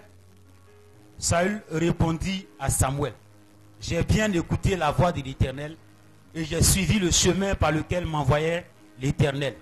J'ai amené Agag, roi d'Amalek, et j'ai dévoué par interdit les Amalécites. Mais le peuple a pris sur le butin des brebis et des bœufs, comme prémisse de ce qui devait être dévoué, afin de les sacrifier à l'Éternel ton Dieu à Gilgal. Amen. Amen. Merci. Dieu dit à Saül: quand tu étais petit à tes propres yeux, je t'ai élevé. Quand tu étais petit.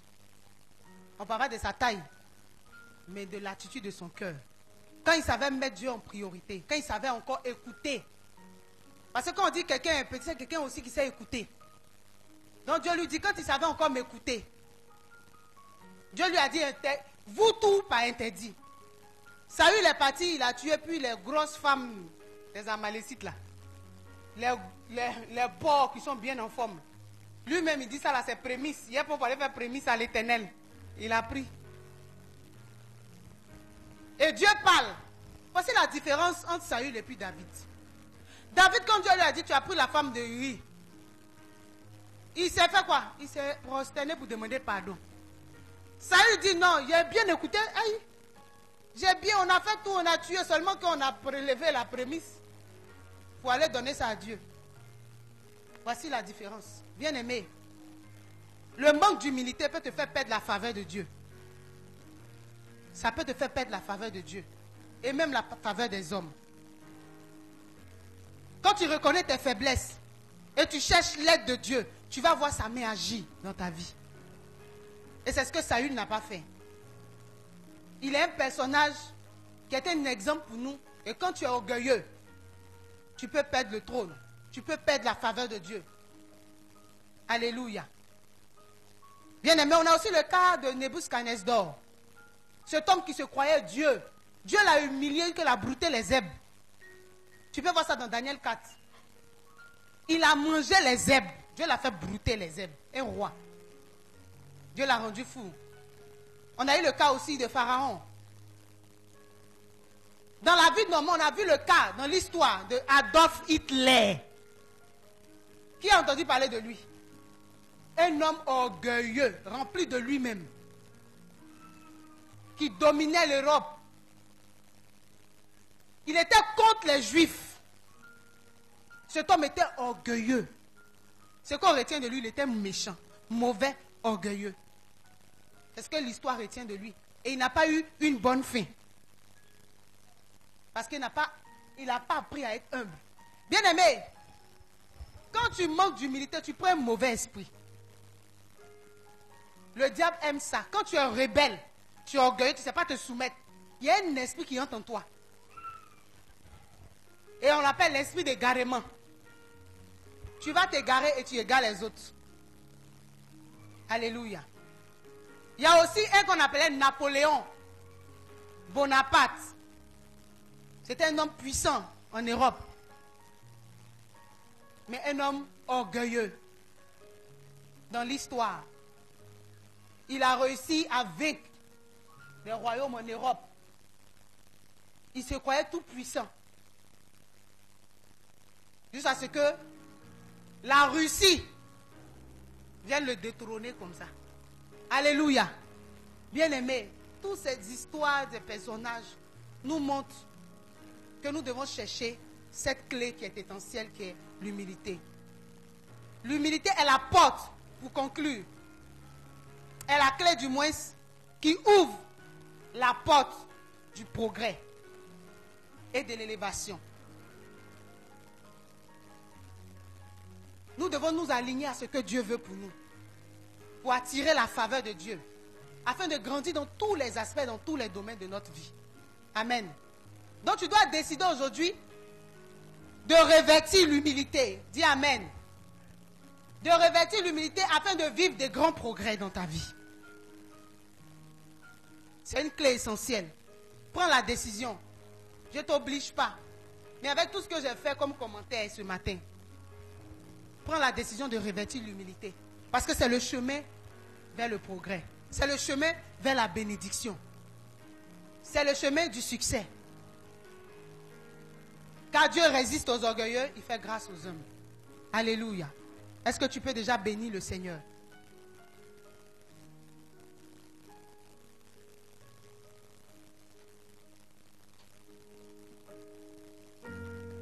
Quand tu étais petit à tes propres yeux, l'Éternel t'a élevé. Quand tu écoutais encore la voix du Seigneur,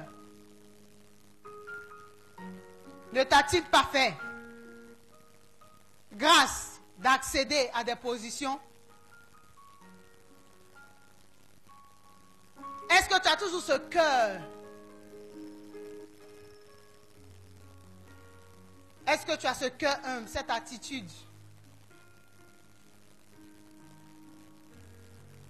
Est-ce que tu as ce cœur, ta piénos? Est-ce que tu as toujours ce cœur-là qui sait s'abaisser, qui sait s'humilier? Ce cœur qui reconnaît que sans Dieu, il n'est plus rien. Ce cœur qui sait reconnaître ses limites. Ce cœur qui connaît, qui apprend de Dieu. Dis à Dieu, donne-moi un cœur humble. Parce que nous tous, on doit faire chaque jour cette prière. Dis à Dieu où tu es assis, donne-moi un cœur humble. Afin que tu ne perdes pas des opportunités. Tu ne perdes pas de bonnes relations. Il y a des gens, à cause du manque d'humilité, ils ont perdu de bonnes relations où ils devaient simplement aller s'excuser. Aller demander simplement pardon. Il a refusé. Et la relation s'est brisée. Où il doit reconnaître son erreur, il n'est pas prêt. Au contraire, il s'agite. Il se justifie. Et il perd de bonnes grâces. Il perd des relations. Dis à Dieu, donne-moi un cœur humble. Prions, demandons à Dieu de nous donner un cœur humble. Dis à Dieu que tu ne connais pas tout. Que Dieu te montre tes propres limites. Que Dieu t'aide à ne pas te voir. À ne pas te voir comme une personne qui est trop remplie d'elle-même. Que Dieu t'aide à ne pas te voir comme une personne qui a de la haute prétention. Dis au Seigneur, donne-moi un cœur humble. Demande au Seigneur de te montrer dans quel domaine de ta vie tu dois renoncer à l'orgueil. Parce que ce n'est pas dans tous les domaines de ta vie, bien sûr, que tu es orgueilleux. Il y a certains domaines, pas tous les domaines. Donc demande au Seigneur, là où je suis orgueilleux, orgueilleuse, où je manque d'humilité, montre-moi. Là où je dois renoncer à l'orgueil dans ma vie, montre-moi. Parce qu'on a tous un domaine où là, quand on touche là-bas, franchement, l'orgueil peut se manifester. Notre moi parle. Demandons au Seigneur de nous montrer. Ça peut être quand tu parles avec ta femme, quand tu es avec ton mari. Ça peut être que tu ne prends pas le conseil de ta femme, tu ne prends pas le conseil de ton épouse. Tu peux être un partout, mais pas avec elle. Pas avec tes collègues. Tu ne sais pas te taire pour écouter. Peut-être que c'est là que tu manques d'humilité. Dis au Seigneur de te montrer le domaine où tu dois renoncer à l'orgueil. Peut-être que tu ne sais pas. Peut-être que là tout de suite tu ne vois pas. Alors demande au Seigneur qui peut t'éclairer de t'éclairer. Là où tu manques d'humilité, qui te révèle cela.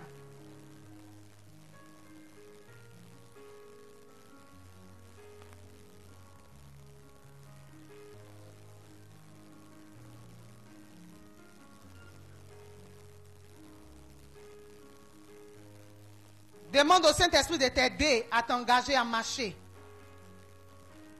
dans l'humilité afin de voir des progrès plus évidents, afin de manifester la gloire de Dieu.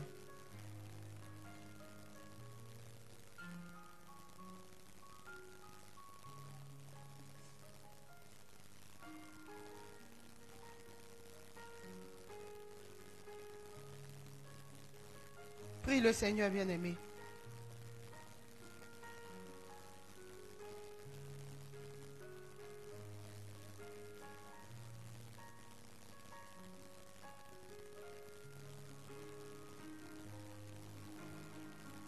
Prie, dis au Seigneur.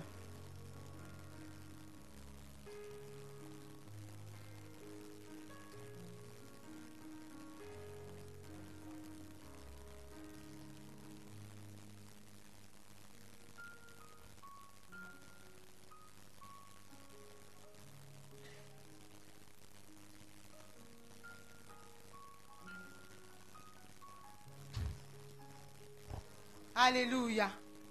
Bien-aimé, tu peux te tenir debout, tu vas faire ces proclamations avec moi.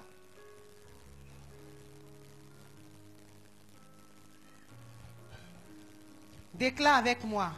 Je déclare que je m'humilie sous la main puissante de Dieu. Et il m'élèvera en son temps. Je reconnais que tout ce que j'ai vient de Dieu. Je suis un gestionnaire ou une gestionnaire, fidèle des bénédictions de Dieu. Je rejette toute forme d'arrogance. Je rejette toute forme d'orgueil. Au nom de Jésus, je choisis l'humilité et le service comme Jésus l'a fait. Mon cœur est humble. Mon cœur est humble devant Dieu. Je reçois la grâce. Je reçois sa direction. Chaque jour, je déclare ce matin que je marche dans la sagesse divine. Car l'humilité précède la gloire. Je suis béni de toutes sortes de bénédictions spirituelles en Jésus-Christ. Je progresse dans chaque domaine de ma vie. Je déclare que cette année est une année de grand progrès pour moi et ma famille. Aucun obstacle, qu'il soit spirituel, qu'il soit physique, ne pourra m'empêcher de marcher dans le plan de Dieu pour ma vie. Je suis une tête et non une queue. Je marche au sommet et non en bas. Je progresse par la puissance de Yeshua. Dieu me conduit dans les sentiers de justice. Je vais de gloire en gloire. Mes projets prospèrent parce que j'honore Dieu dans tout ce que je fais. Je travaille avec diligence, avec intégrité, avec intelligence et je reçois ma récompense de l'Éternel. La faveur de Dieu m'entoure comme un bouclier. Il ouvre des portes pour ma promotion, pour mon élévation. Au nom de Jésus, je suis intelligent et sage, car l'Éternel me donne la compréhension. Comme il a fait pour Daniel, je réussis dans ma carrière, dans mes études, dans mon commerce, dans mes affaires, dans mon ministère, pour devenir une lumière pour ma génération. Je construis une maison avec sagesse. Je sème des graines d'amour et de paix et d'humilité. Au nom de Jésus, ma maison est remplie de paix et de la présence de Dieu. Je vois mes enfants progresser. Je vois mes enfants craindre Dieu. Je vois mon époux craindre Dieu. Je vois ma femme craindre Dieu. Toi qui n'as pas prophétisé. Je vois mon époux craindre Dieu. Je vois mes enfants progresser. Je sais avec humilité et avec amour, comme Christ a accompli sa destinée. Je suis un berger fidèle. Je vois les âmes sauvées sous ma responsabilité. Je vois des âmes prospérer. Je vois des âmes sauvées.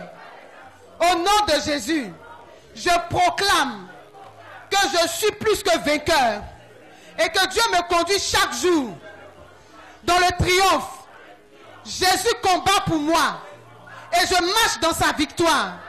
Je suis enraciné dans la parole de Dieu et rien ne me détournera des promesses de Dieu. L'Esprit de Jésus m'équipe, me fortifie, me donne la victoire devant les obstacles. Au nom de Jésus, je marche dans la lumière, la sagesse et la faveur de Dieu. Aucun ennemi ne pourra m'arrêter, ne pourra m'empêcher d'accéder au progrès. Est-ce que tu peux acclamer le Seigneur? Acclame Jésus, acclame le rocher de ton salut. Acclame l'ancien des jours qui te fait accéder au sommet, qui te donne la victoire sur toutes choses. Que Dieu te bénisse.